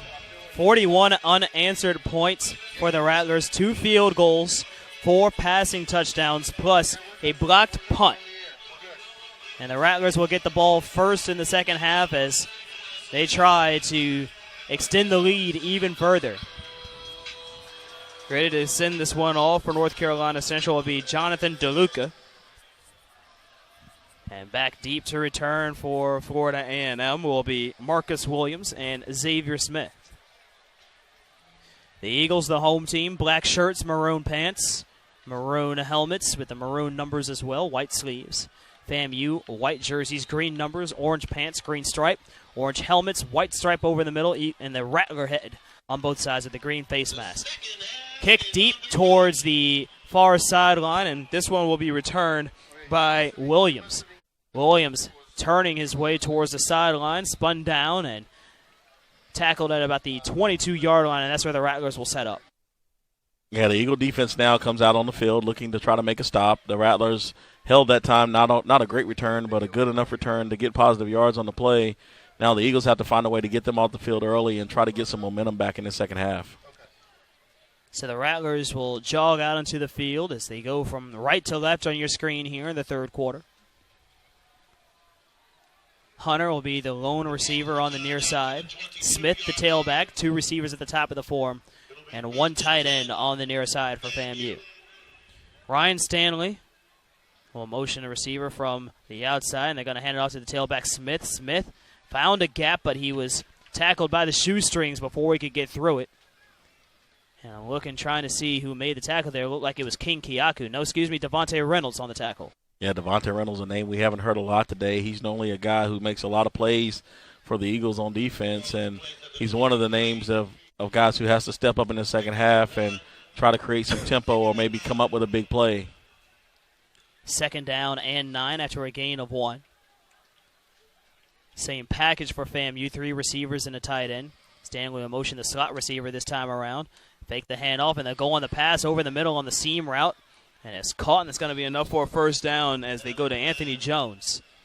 Yeah, Jones took a nice shot around the midsection of the waist, and he gets up a little bit sluggish. But I think the Eagles have to figure out a way to take away the middle of the field. Every time they fake something inside, they suck those linebackers up, and they throw behind them with either a slant or a tight end dump. So I think they found something on tape that they noticed about this defense, and they're attacking it. 3 receivers, 2 to the near side this time around. As there'll be Marcus Williams on the outside. They'll go with another handoff to Smith. Smith is shoestrung again by Devontae Reynolds. And he's just flashed into the backfield, was able to make the tackle and hold on to finish the play. Yeah, he's stepping it up right now. He's showing these guys there's no quit in him. And, being the leader of the defense, which he is, he's got to do that and get everybody fired up a little bit and try to get them to make some plays as well. Second down and 11. Ball at the 35-yard line. Rattlers set up with the tight end Anthony Jones behind the left tackle. Three receivers, two to the near side. Williams Smith on this side of the field. Another handoff and open space now for Smith as he breaks his way through. It's going to turn into a track meet on the way to the 30-yard line, to the 20, 15, 10, 5, and he stumbles to the end zone. They're going to mark him short. Great carry by Smith, showing he's more than just a bruising running back. Yeah, he shows wheels when he turned the corner that time. And when he went hash numbers boundary, I thought he was going to outrun everybody to the end zone, and the Eagles had enough of an angle to get a push to knock him out of bounds. But showing you the type of runner he is, he stays in the game, and he's probably going to get another chance to get this touchdown. Another handoff and a low snap, and it'll be a pop pass forward for Smith. He keeps churning his feet. And the leverage from the Eagles is going to stop him at the 2-yard line. Brandon Bailey and Jaquil to the end zone. They're going to mark him short. But how about carry by Smith, showing he's more than just a bruising quarterback. Ryan Stanley was a low snap. He picked it up off the turf, and he couldn't complete the handoff, and he just shoveled it forward. I thought he was going to outrun everybody to the end zone. And the Eagles had enough of an angle to get a push to knock him out of bounds. But showing you the type of runner he is, he stays in the game, and he's probably going to get another chance to get this touchdown. And they're going to go to a low snap, and it'll be a pop pass forward for Smith. He keeps churning his feet. Wildcat quarterback, and he's going to take leverage from the Eagles. It's going to stop him at the 2-yard from behind. Try to carry his momentum forward. They'll mark him down to the 1. It'll be 3rd and goal. But how about the ingenuity from you got to suspect quarterback Ryan Stanley? It was a low snap. He picked it up off the turf, and he couldn't complete the handoff, and he just shoveled it forward. Yeah, and good awareness by the running back. A lot of times you'll see that happen, and the ball will start bouncing all over the place. On the field. But he was able to pull it in and run it into the end zone. Under center. Now they come out in a little bit of a wildcat set. And the Rattlers are going to go into a modified huddle here, and they'll break out. Two receivers, they'll motion the flanker on the right side, and Ray's just going to take it himself. He tried to go airborne, but the Eagles stonewall him. Nowhere to go on that one. And he was knocked down on the play, and the Eagles get him have an opportunity now for a stop, as it looks like it's going to be 4th and goal from about the 1. And the Rattlers are going to go for it. Now you might as well. 99 yards is going to be hard to come by. So we'll see what happens right here. The Rattlers are going to motion the flanker once again. Ray's going to keep it himself, and he's going to try to extend the ball into the end zone. And he did. And they're going to give it to him. Touchdown for A&M. And it's now 47-7 with the extra point pending. Wow, what a drive that time. He was able to fight his way through. Like the Eagles stood him up short. He spun around and reached out and was able to break plane in the end zone. Rattlers showing that they can do it on the ground as well. They went to a wildcat package, and they gave Ryan Stanley a breather. 47-7 with the extra point pending. The Eagles now have an opportunity to get the ball back in for the first time in the half and try to make something happen. But right now Florida A&M is having their way with the Eagles on all sides of the ball. Snap and hold are good, and the kick is good as well. 48-7, Florida A&M leads, and we'll take a timeout on the field. You're watching MEAC Football on ESPN3 and the NCCU Sports Network. Welcome back to Oakland Stadium as Florida A&M leads North Carolina Central 48-7, 10 minutes and 44 seconds to go here in the third quarter. And the Rattlers once again found the end zone on their last drive. They went to the Wildcat. We'll break down the last drive in a moment. This kick is deep, and it'll be returned from the 7-yard line by Taquan Watson. Skips his way through the first wave and all the way up to the 30-yard line. And a good return from him as the Eagles set up. Yeah, nice job that time. The Eagles did a good job of setting the line on the other side. Now they're going to have to come out offensively and try to make something happen. Looks like Chauncey Caldwell's going to get the call at quarterback here to start the second half, see if he can bring a spark to the Eagle offense. 8 plays on the last drive for Florida A&M, 78 yards, 4 minutes, and 10 seconds. And a 1 yard rush from Zende Ray put the Rattlers on the board last drive. Closer look at it, brought to you by North Carolina Eye, Ear, Nose, and Throat. Visit them online at nceent.com. And the first is going to be a handoff to Tyquan Watson. Watson stood up at the line, and it's going to turn into a maul, and that's going to end the play. Second down. Yeah, the Eagles came out in the little twins right in motion across the formation to try to see if the linebackers move, and the linebackers just shot the gap when they saw that. So now come out second down and 9, you're probably going to look for some type of play off that action. Eagles go huddle, get ready for the next snap for receivers. Caldwell in the pocket. Roman takes his time, throws over the middle. That's incomplete.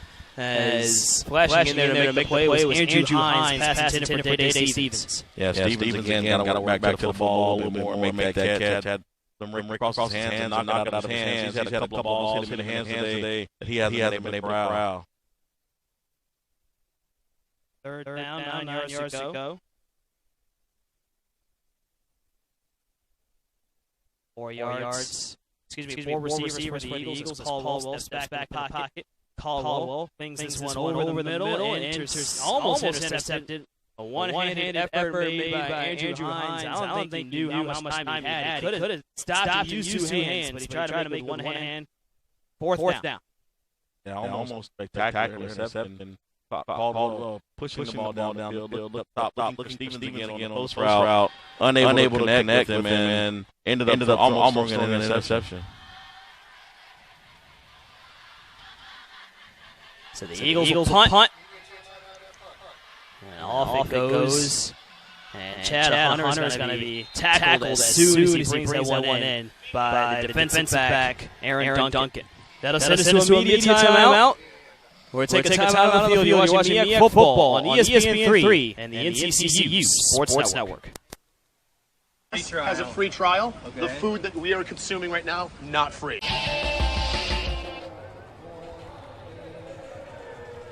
Welcome back to O'Kelly Riddick Stadium as Florida A&M leads North Carolina Central 48-7. Quickly out of time. Another handoff to Smith. Well Taylor drives into the turf after about a 4-yard carry. And that's how we continue things. Jonathan Duran here alongside running back Joe Simmons.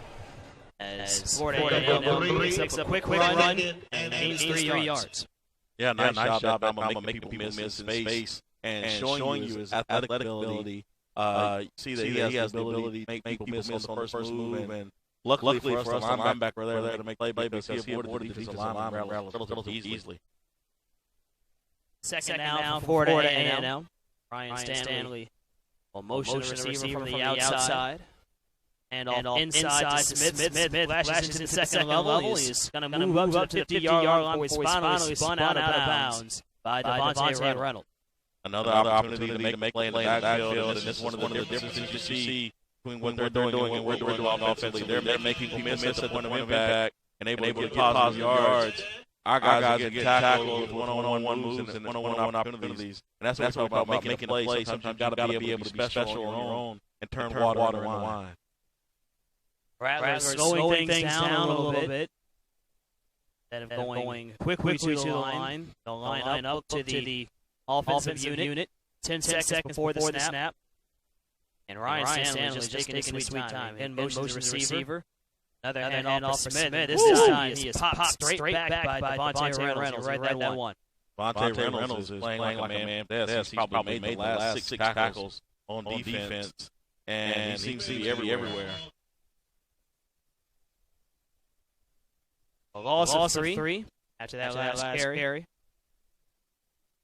Florida A&M is second down and 13, about the 48-yard line. Yeah, Devontae Reynolds plays safe, but he's more like an outside linebacker, 5'10", 10 pounds, 150 pounds. So he's more comfortable around the line of scrimmage. Another handoff for Smith, and he breaks through the line. It's at the 40-yard line, but a flag quickly thrown at the line. It might be a holding against FAMU. Center snatched his man, shot the gap. Hold. They call. The left guard. Florida A&M will moonwalk all the way back to about the 39-yard line.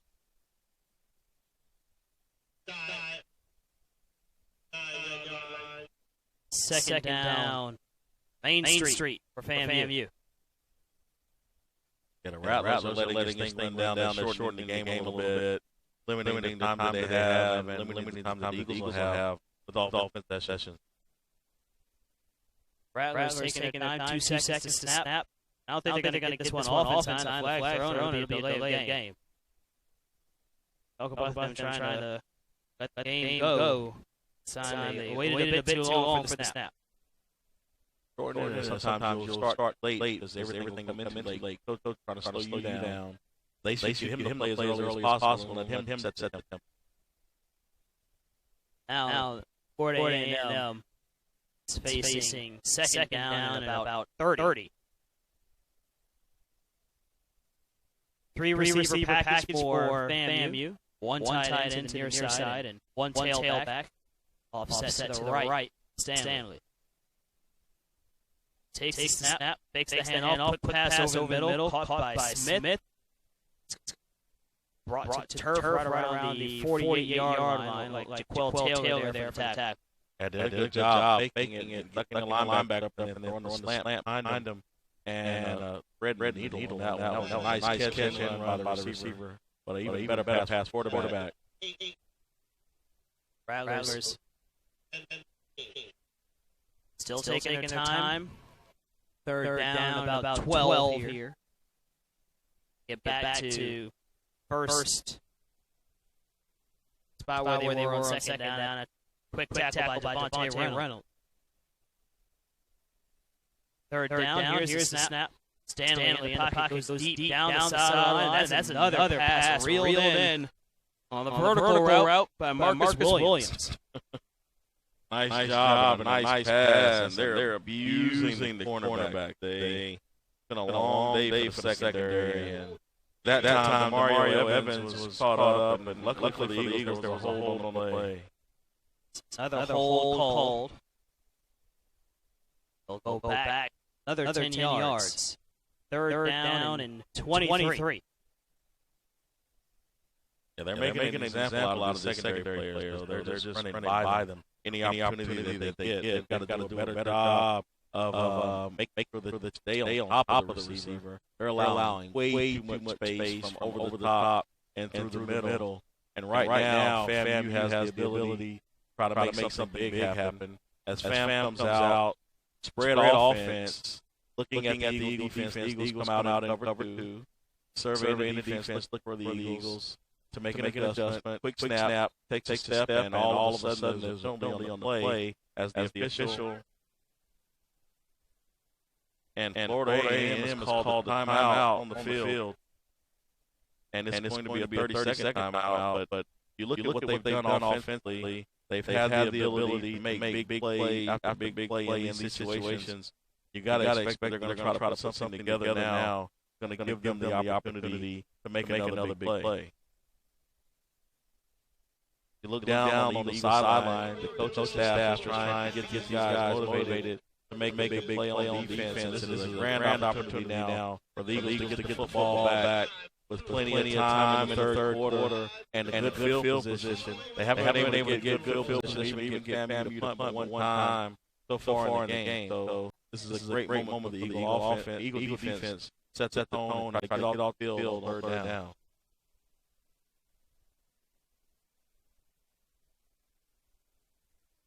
Stanley brings the FAMU Rattlers out, 4 wide, balance set. Eagles look like they're in cover 2. Stanley back to pass, rolls to the right. Nowhere to go with the ball, throws it underneath with an attempted pass, looking for Ray, and he was incomplete, and now FAMU comes out to punt. Haven't seen the punt unit much today, but right now we're going to see the punt unit as the Eagles get set to return as E.J. Hicks goes back deep, set to return the second punt of the day. Bam breaks the huddle. The quick set. And Chris Fadul sets the punt. Quick snap. Fadul gets it off the right hand, left-hand side of the field. Gets the turnover nicely as the Eagles run back. A nice return on the sideline. Looks like the Eagles have a chance as he runs into his own man. He's able to get up to the 16-yard line. And the Eagles will have the ball first and 10 on the 16. So North Carolina Central will take over right about the 16-yard line. We'll take a break on the field. You're watching MEAC Football on ESPN3 and the NCCU Sports Network.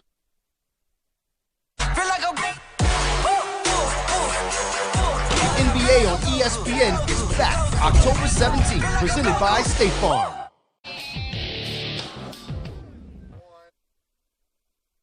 Welcome back to O'Kelly-Riddick Stadium as Florida A&M leads North Carolina Central 48-7. Chauncey Caldwell throws a quick strike out towards the near sideline, pass complete to Xavier McCoy as North Carolina Central continues to go down the field.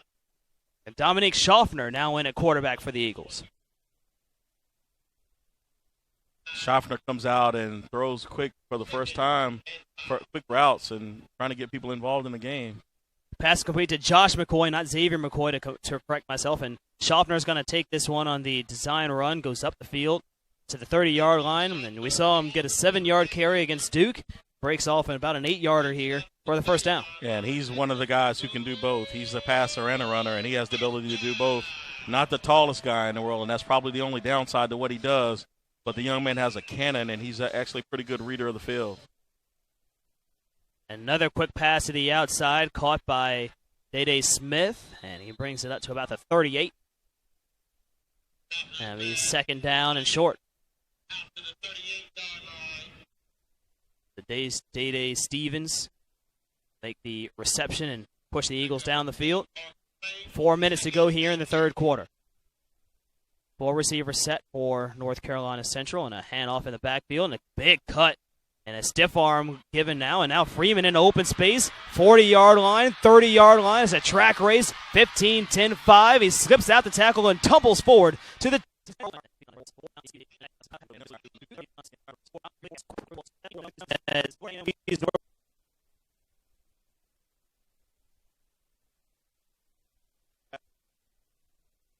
And because of... He stuck that foot in the ground in the backfield.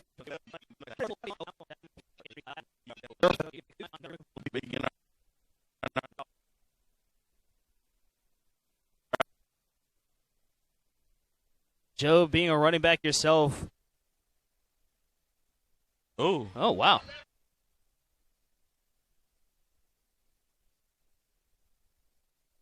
That worked to your advantage. It's not often you see a call like that, so the defender exited the field out the end zone rather than through the field of play. He said, I got to get out.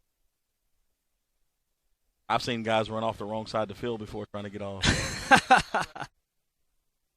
Shotgun set for North Carolina Central. They go into their goal line set, which is double tight, double wide. Schaffner gives a few words to the center.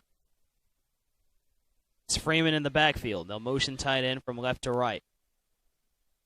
The snap goes to Freeman, and Freeman into the end zone. Touchdown, North Carolina Central. So the Eagles finally break the scoring streak from FAMU and get into the end zone. Yeah, after 48 unanswered points, the Eagles find a way to answer, and it comes by a way of the third-string quarterback coming in, bringing some energy, and a running game picking up. So a 1-yard carry by Jordan Freeman. North Carolina Central finds the board for the first time since the first quarter. 2:59 to go here in the third frame. Adam Lippy gets ready to kick in motion. Eagles pointing towards the Rattlers. Rattlers pointing back to the Eagles. That's definitely on the defense.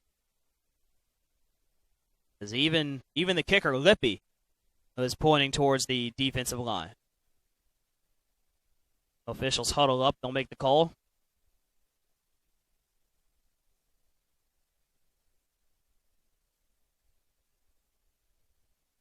So it'll be a false start against the Eagles. They'll move back 5 yards. Now the snap will come from the 8-yard line rather than the 3. Holder for North Carolina Central will be the punter, John Picaro. Waits on the snap from Schlecker. Snap and hold are good. And the kick is through the uprights. 48-14 as North Carolina Central finds their way back into the end zone. The last drive, 5 plays, 84 yards, 2 minutes and 11 seconds. The score and play, a 1-yard carry by Jordan Freeman. A closer look at the last drive brought to you by North Carolina Eye, Ear, Nose, and Throat. Visit them online at nceent.com. Jordan Freeman, a 61-yard carry to set up that scoring drive. Yeah, he did a good job that time. He put his foot in the ground. I hate that he couldn't finish it with the finish the long run with the touchdown. He got tackled at the 1-yard line. He couldn't find a way to stay up, but he did find a way to get into the end zone after that, and good for him on that run. North Carolina Central Eagle Athletics would like to thank these corporate partners for their support: the Millennium Durham Hotel, TruePack Moving Systems, Omar Beasley Bail Bonding, M&F Bank, Fraser and Griffin Attorneys at Law, and the R&B Grill. You can also get up-to-the-minute updates on Eagle Athletics when you follow us on Facebook, Twitter, and Instagram. Just type at NCCU Athletics in the search bar and join the conversations. That's NCCU Athletics. Use the hashtag Eagle Pride, hashtag Eagle Era, hashtag NCCU FB for today's game. As this kick goes deep, be back for Smith, and Smith goes right up the middle before he's finally corralled at the 27-yard line. Had an alley, and he tried to explode through it, and luckily for us, someone was able to come off a block and make a tackle, or he might have been out the gate. We'll be back on air on the NCCU Sports Network tomorrow afternoon. Lady Eagle Volleyball against Florida A&M. Tell you what, McDougal-McLennan Arena is going to be heating up pretty soon as well. Eagle women's basketball enters the Eagle era this year with a new attitude and great home schedule. This year they host Elon, UNC Wilmington, Wofford, and a great slate of MEAC games. For the first time, women's basketball single game and season tickets will be available for fans. For information and pricing, call the Eagle Athletics ticket office at 919-530-6530. And a flag before the snap as delay of game is called against the Rattlers. They've gone back to the secondary quarterback, DJ Phillips, the redshirt freshman, hometown product from Tallahassee. Yeah, right now they're just trying to put in some run packages and see if they can run some more of this clock out. Phillips, 2 carries for 4 yards so far in this game. He motions the receiver, and he fakes the jet sweep, tries to make his way up the field, but Darius Royster, another tackle for him. He's been all over the place all year long, a true breakout player. Royster moved up into the starting spot this week. 9 tackles for a loss, 23 total tackles, 13 solos. That's most on the team. That's impressive. Second down for FAMU. Just 2.5 minutes left here in the third quarter. Phillips will hand this one off to Smith. Smith trying to make a cutback behind the line. Nothing there for him. Third down. Looked like he wanted to bounce it, but then he realized that there wasn't a whole lot on that angle that he had on the bounce, so he just decided to put his head down and get the 1 yard he could get. Third down as the Rattlers continue to slow roll the clock. Phillips continuing this drive at quarterback. It'll be interesting to see if Ryan Stanley will return to the game at some point, or if they just ride with Phillips for as long as possible. The Eagles with just a 1 down lineman. Look to bring some extra pressure. They'll hand this one off to Smith. Smith tries to make a cut. The Eagles, they're ready for him. There for the tackle, Patrick Connor. Fourth down coming up as the Rattlers will punt. And going back to return will be E.J. Hicks. I think the Rattlers are content with the lead they have now. They're not going to do anything to make the field short. They're going to run the football, hope they can get first downs, and if not, they're going to punt the football and play defense. I don't think they feel threatened by what the Eagles have been able to do offensively, although the last drive was a good drive by the Eagles. So the Rattlers get ready to punt. Ball goes airborne. E.J. Hicks waits for the return, and he's just going to watch this one bounce, and is carrying a lot of momentum, and the ball rolling on his side. Got to get all the way down to the 9-yard line. And that's where the Eagles will take over.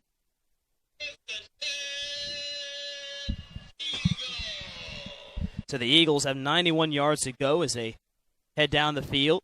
We'll be back at home next weekend against Howard. And just to let you know, for the safety and security of our fans, Eagle Athletics has implemented a clear bag policy for all ticketed home events. Prohibited items include backpacks, purses, fanny packs, and drawstring bags. NCCU clear bags will be available for sale at home football games for $10. For more information, visit nccueaglepride.com or call 919-530-6530.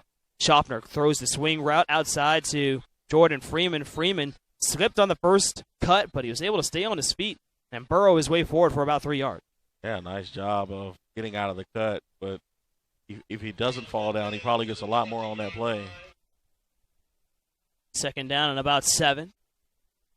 Well, they determined on the kickoff on that punt that someone kicked the ball down. That's why it rolled further than it rolled, so they moved the ball up a little bit. Snap for Schaffner. Stands poised in the pocket. He's going to take it down and run with it, and he runs right into the defensive end. And for Schaffner, that's something you see from a quarterback that redshirted is getting his first taste of college football. He just ran right into the edge rusher. Yeah, not really sure where he should have gone with it. He should have just stayed in the pocket, stayed poised, and kept looking down the field and waiting for something. But I think in his head his clock was running out. But he had plenty of time as the line did a great job of protecting. And that will finish the third quarter. 45 minutes of football gone by. FAMU leads 48-14. We'll take a timeout on the field. You're watching MEAC Football on ESPN3 and the NCCU Sports Network. Irvin Magic Johnson. I didn't choose it. It chose me.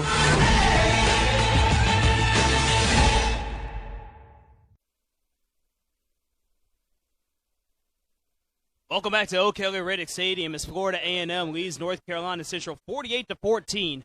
We start the fourth quarter, and definite movement before the first snap here as everybody moved. Yep.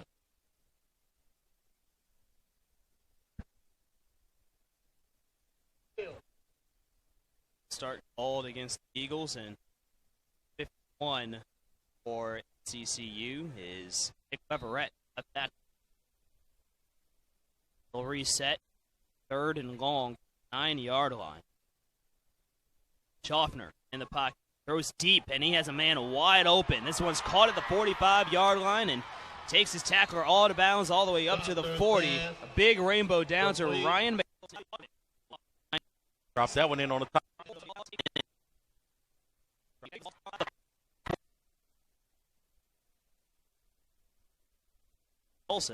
First time we've seen his name pop up. Yeah, nice job by Schaffner, though, getting it out there and giving him an opportunity. And he was able to corral it and get positive yards on the play.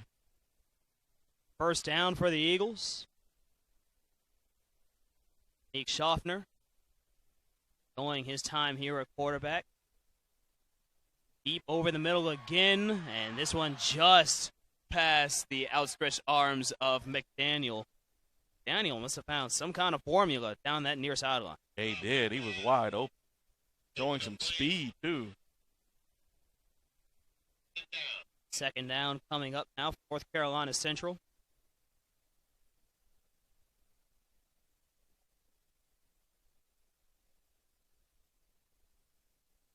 Four receivers, 2 on each side. Schaffner takes the snap, a design draw, goes up the middle, shakes out of one tackle, moves all the way up to the 34. Smart play by him as he saw the blocker in front of him and just cut and used the lineman in front. Yeah, he did. He's a smart player. He's one of those kids who, like I said, he can throw the football, he can run the football. He's kind of the complete package. Just got to learn and catch up to the speed of the game. And when he does that, he'll be a great contributor to the offense. 3rd and short. 4 receivers, 3 to the near side.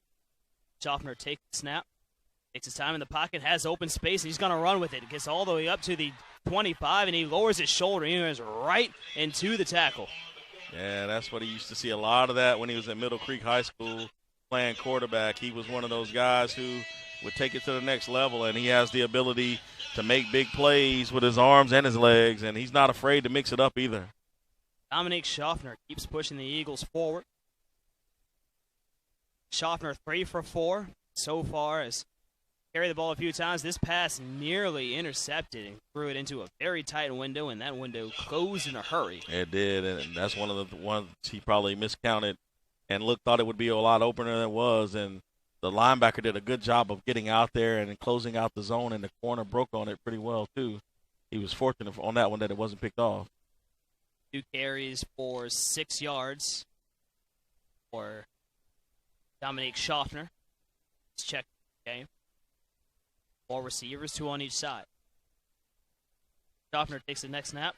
Throws this one quickly on the out route. It's caught by Nike Martin about the 17-yard line, and a third down about mid-game. I like that, though. He's throwing routes. He's not just throwing fades and, little quick hitches. He's throwing routes, outs, and posts. I like to see that. Third down and 5 from the 18. They'll move 3 receivers to the top of the formation. Martin isolated on the near side. And this one off in the backfield, and Freeman bounces outside and just couldn't quite get through the seal to be 4th down. Yeah, that was a misread by Freeman. He should have kept going to the right side. He tried to cut it back. No need to cut it back. He can get to the right side. He had a nice seal block by the right tackle. Probably could have gotten about 3 yards on the play. And it's 4th down. The Eagles are going to elect to go for it here within the red zone. About 6 yards to gain. Ball up to the 8. Up to the 13-yard line. 4 receivers. It's a snap from Schaffner. Schaffner looking towards the near sideline. He just couldn't get the right elevation on it. Pass intended for McDaniel again. And it's turnover on downs. After the turnover on downs, FAMU looking towards the near sideline. He just couldn't get the right elevation on it. Pass intended for McDaniel again. And it's turnover on downs. That's going to be on Sports Center.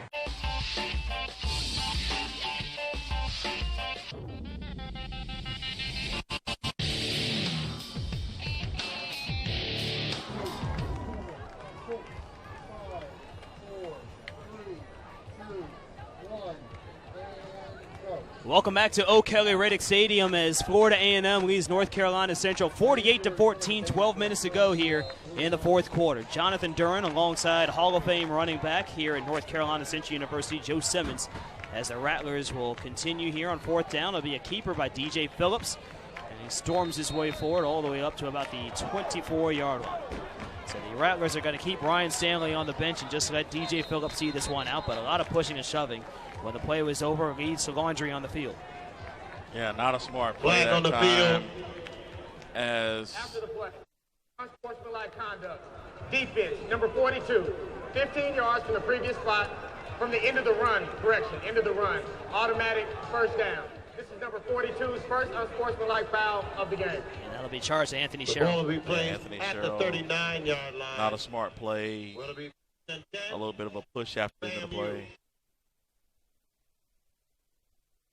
The Rattlers move up to the 39-yard line. 4 receivers set. I highly expect the Rattlers just to keep the ball on the ground. They motion the receiver. They go on the jet sweep, and it'll be a keeper for DJ Phillips, who goes up to about the 45, 47-yard line.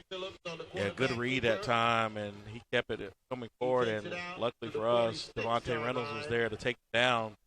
Devontae Reynolds wasn't ready to get up in there that fast and mix it up and look like he's shaking up a little bit. 2nd and 3. 2nd down and 3.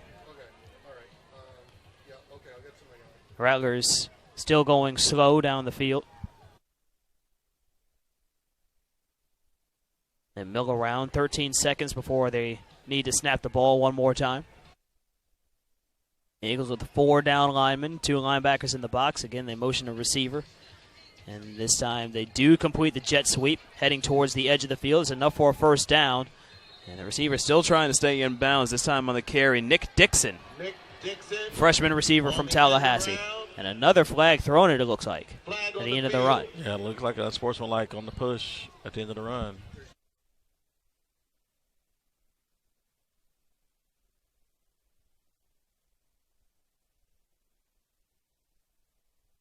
So let's get the call here.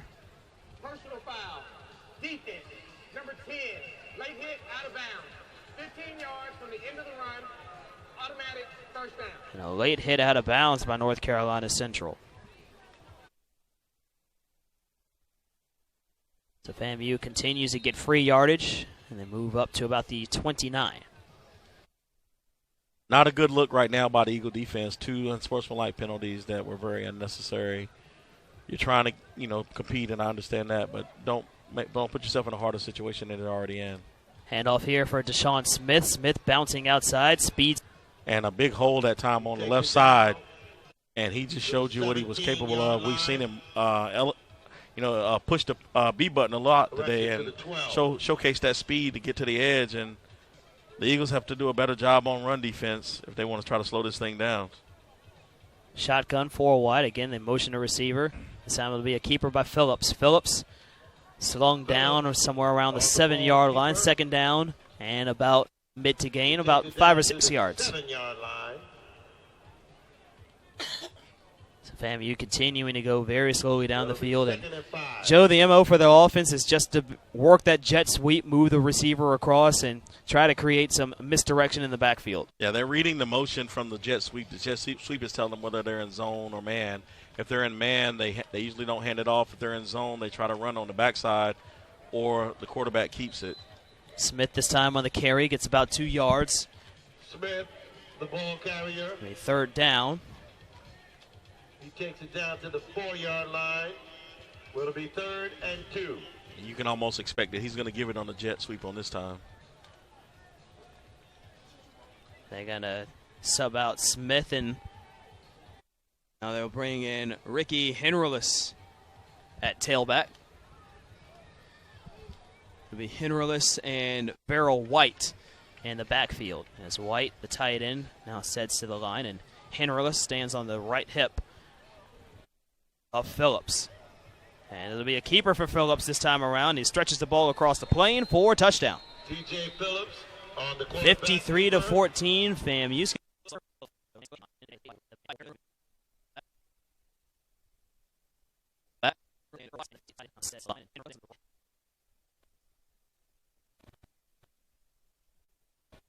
Of Phillips. And it'll be a keeper for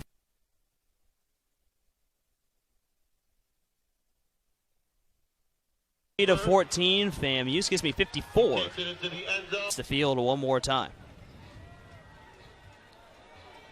Ali kicking so far today.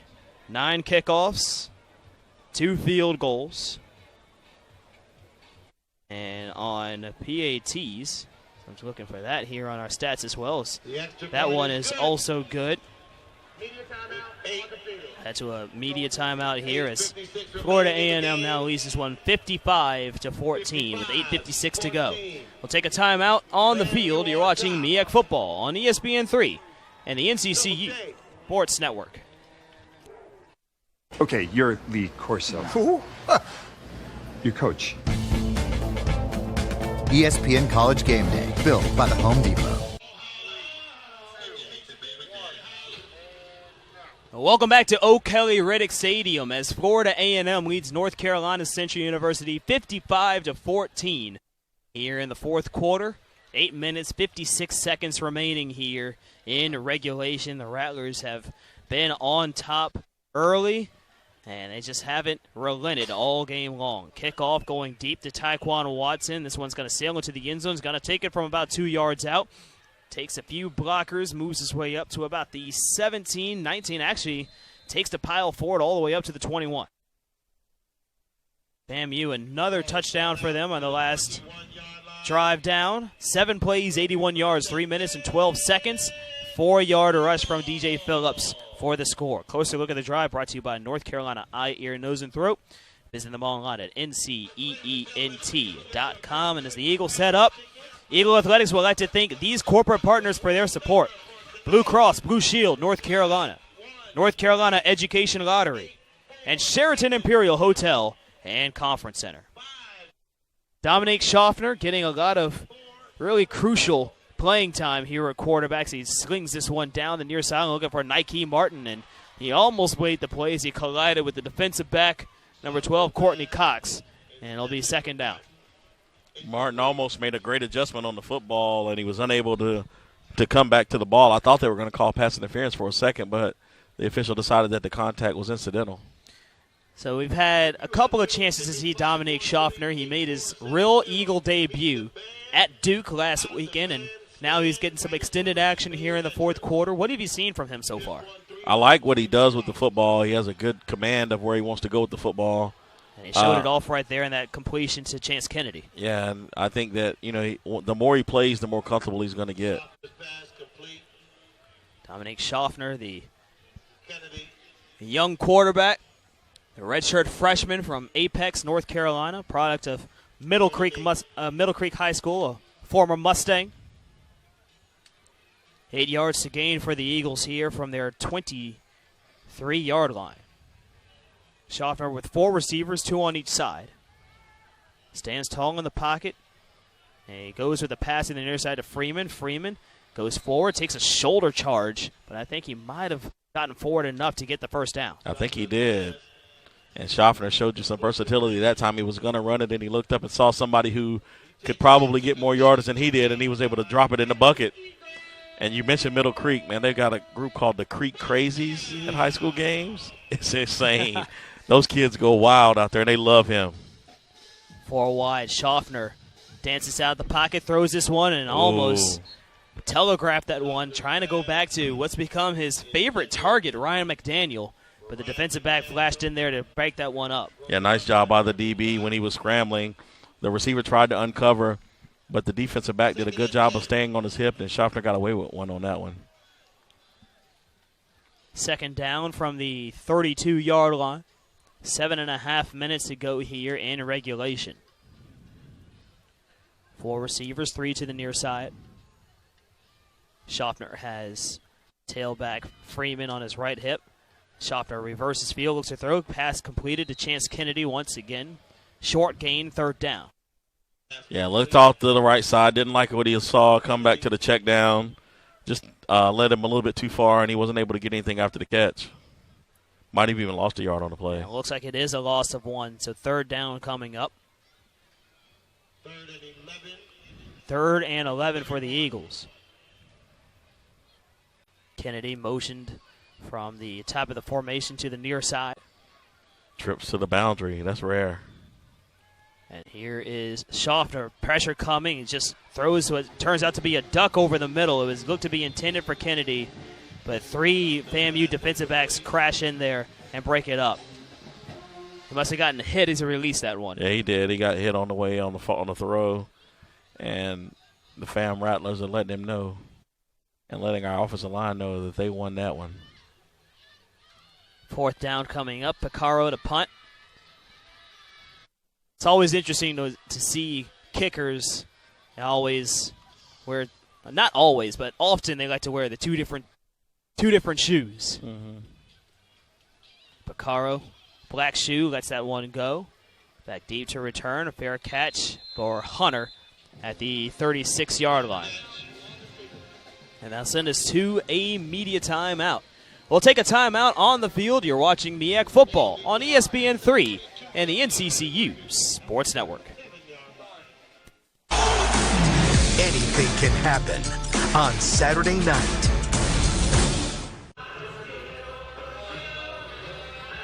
Welcome back to O'Kelly-Riddick Stadium as Florida A&M leads North Carolina Central 55-14. Starting to wind our way down here in the fourth quarter. Jet sweep handoff here for the Rattlers. They go to the tailback, and he is swallowed up at the 45-yard line. Azende Ray on the carry this time around. He's been the Wildcat quarterback for the Rattlers. Yeah, he came in and played a little bit of Wildcat quarterback. He's been playing in the slot most of the day today. I think they were giving him an opportunity to play some Wildcat quarterback on the goal line, maybe to pad those stats a little bit. That's Joe Simmons. I'm Jonathan Duran. DJ Phillips continuing here at quarterback for Florida A&M. The Rattlers have not thrown the ball at all here in the second half. Another handoff here for Deshaun Smith. He hurdles the line and gets enough for the first down. Yeah, I was wanting to see what the left-hander could do from the pocket. We haven't seen Smith throw the ball at all. But, he does a good job of running the football, and he's got a real command on the running game and the zone read. Rattlers get the first down. Ball spotted at the 47. And going from left to right on your screen here. Rattlers in white. Eagles in black. Phillips goes to the line, changes up the coverage. Be a shotgun here. Offset to the right with the tight end behind the right tackle.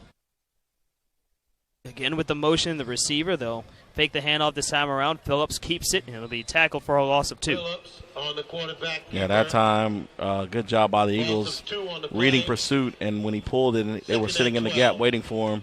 Nowhere to go. That time we won the line of scrimmage. Eagles will make a substitution here. 2nd down and 12. Rattlers taking their time as they set up for their next play. Milking that clock. Eagles put 3 down to the line and have 1 standing to rush. That'll be Darius Royster around the right side, but Rattlers go right up the middle. Another carry here for Ray, and he'll take it about 4 yards, get 2 yards past the original line of scrimmage. It'll be 3rd down and about 8. Working that power game inside. They're thinking that they're stronger, and they're moving the line of scrimmage and creating some holes and opportunities for those runners. And if he can make the first guy miss, it's almost always led to a big run. Sun setting here in the Bowl City. Floodlights just about taking full effect. The sky is still nice blue color. Overhead clouds, but weather's been just about great. It's been better than it was last week. In mid-80s, high 80s. In the middle of the afternoon over at Wallace Wade Stadium. Phillips again on the handoff, and he's just going to be tackled right at the line. There on the tackle, Chuck Manning. On the quarterback keeper. Yeah, good job forcing the punt. The Eagles will probably get their last possession of the game now. And this time it's going to be Nike Martin on the return as he heads back. And he'll end up somewhere around the 15. 3 minutes and 40 seconds to go here as Fadul will send this one airborne from the 30-yard line. Snap is clean. Fadul puts a big spiral into this one. I think that's going to go for a touchback on the fly. That one bounces at the 1-yard line and sails into the end zone. He put everything he had into that one. I saw him pregame kicking, and he was punting every punt was going about 60 yards. It's amazing. Well, Joe, it's 7 o'clock here on the East Coast, just about dinner time, and you can make dinner fun size tonight with Chick-fil-A nuggets. You can choose grilled or fried, 4, 6, 8, 12, even 30 count to feed any crowd and preference. Because it's the little things that make dinner delightful. Chick-fil-A. And also here on campus, Eagle women and men's basketball fans, the start of the season is just a few months away. This year, Eagle Athletics Ticket Office will offer us early Eagle combo ticket for just $125.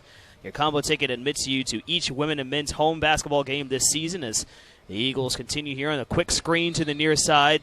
Once again to the receiver, Ryan McDaniel. But for Eagle basketball, more than 25 games for just $125. For more info, call the Eagle Athletics Ticket Office at 919-530-6530. Women's basketball team still getting used to the new coaching staff. The men's team trying to defend an unprecedented second MEAC tournament title as the Eagles go quickly to Day-Day Stevens, and flags in the backfields will look like a late hit on Dominic Schaffner. Yeah, roughing the passer. Maybe they'll get the 15 on top of it. The referee getting ready to make the call here. Personal foul. Roughing the passer. Defense, number 55. 15 yards from the end of the run. Automatic first down. So 15 yards from the end of the run. There you go. Added right on top. And also for Eagle fans, if you're here in the stadium and you're undecided on dinner plans, City Barbecue is a proud supporter of Eagle Athletics. This football season, you can bring your home football game ticket to City Barbecue location on Highway 54 in Durham. Get a 10% discount on a single meal. See your home game ticket back for additional details. Schaffner in the pocket, bounces away from the line, rolling towards the far side, and it's going to go out of bounds. He's going to get about 7 yards on the carry, but multiple flags on the field. Yeah, the right tackle undressed the defensive end when he took a corner You can see him pulling the shoulder pads down. That was an easy call. Tough break that time because Schaffner did a good job of getting outside the pocket. And even though he didn't like what he saw, he was able to pick up a good gain of yardage on the play. And if you don't want your City Barbecue ticket, you can just drop it off for me now when I walk out. Oh, yeah, most definitely. To Joe or myself, honestly, I just want to find somebody who will give me their ticket just so I can go there. Brush fire sauce, mango habanero, swine wine. I mean, the fixins. The fixins, hands down, are so good. Yeah, I go by and buy pints of fixins just to eat with the stuff I fix during the week. All right. Excuse me. Looks like we're ready for the call here. Both against the offense. Holding. Offense. Number 73. That penalty declined. Personal foul. Offense. Number 73. That 15-yard penalty will be enforced from the previous spot. Still first down. So 2 fouls for the Eagles, both against the same man, Ricky Lee. So 15 yards. We'll go back. 2 minutes, 37 seconds remaining here. It'll still be first down. So that 7-yard carry from Dominique Schaffner erased and sent back a long way. Shotgun 4 wide for the Eagles. They'll wind the clock. 2:34 remaining. I'll hand this one off to the tailback, heading towards the near side. The carrier this time around, trying to wait for his number to show up, will be Jordan Freeman. Yeah, they came out in the soft cover 4 that time, and the Eagles said instead of trying to pass the ball deep down the field, let's just give it to the running back and see what happens. And that last penalty pretty much took you out of any attempt to do anything big down the field anyway. Same formation. Another handoff here for Freeman. Goes forward up to the 40-yard line. And just one more programming note for you Eagle fans. MC Real Estate and Bail Bonding has been serving the community for more than 2 decades. Call 919-688-3659 for MC Real Estate and Bail Bonding. 26 seconds left for the Eagles to make their next snap. And a minute and a half remaining here. 55-14. Florida A&M holds on to the lead. And it'll be a direct run for Dominique Schaffner. Take this one up to the 41, and it'll be a 4th down.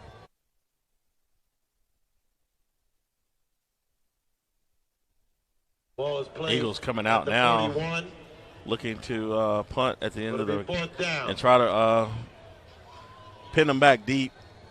And that was more than likely the last offensive play of the game for the Eagles. And when you look at what the offense have done most of the day, not a lot, really to hang your hat on. You had a couple of good runs and maybe 2 good series. But other than that, FAMU kept the Eagles in check most of the day. Just to let you know when this game is done, stay tuned for Bow Time. The Eagles post-game report presented by Bojangles on the NCCU Sports Network. We'll have that for you once this game is completed. A high-arcing punt, fair catch made by Hunter at the 24-yard line, and Florida A&M will just get ready to take a knee and finish this one out with 27 seconds remaining. A thorough win for Florida A&M in today's game, Joe. Yeah, they came and they brought it today, and when you come from as far as they have, and they've been kind of the doormats of the conference the last couple of years. Well, that won't be the case this year. They look like they're primed and ready to make a run for the MEAC championship this year. Ryan Stanley came out. He was going to take the snap, but they're going to let Phillips finish this one off, and the Rattlers are actually going to go into a deep victory formation rather than going under center, just to limit the danger. They'll snap it back and they'll wind the clock, and that's going to be all that they need to finish this up. Florida A&M improves to 2-0, and the Mid-Eastern Athletic Conference in North Carolina Central will fall in their conference opener for the first time in multiple years. 55-14 is the final score as the teams head to midfield to shake hands to finish this game out. So for Joe Simmons, I'm Jonathan Duran saying so long from O'Kelly Radic Stadium here in Durham, North Carolina, where the final score is Florida A&M 55, North Carolina Central 14. All games are airing on the ESPN networks and streaming live and archived on the ESPN app. This has been a presentation of ESPN.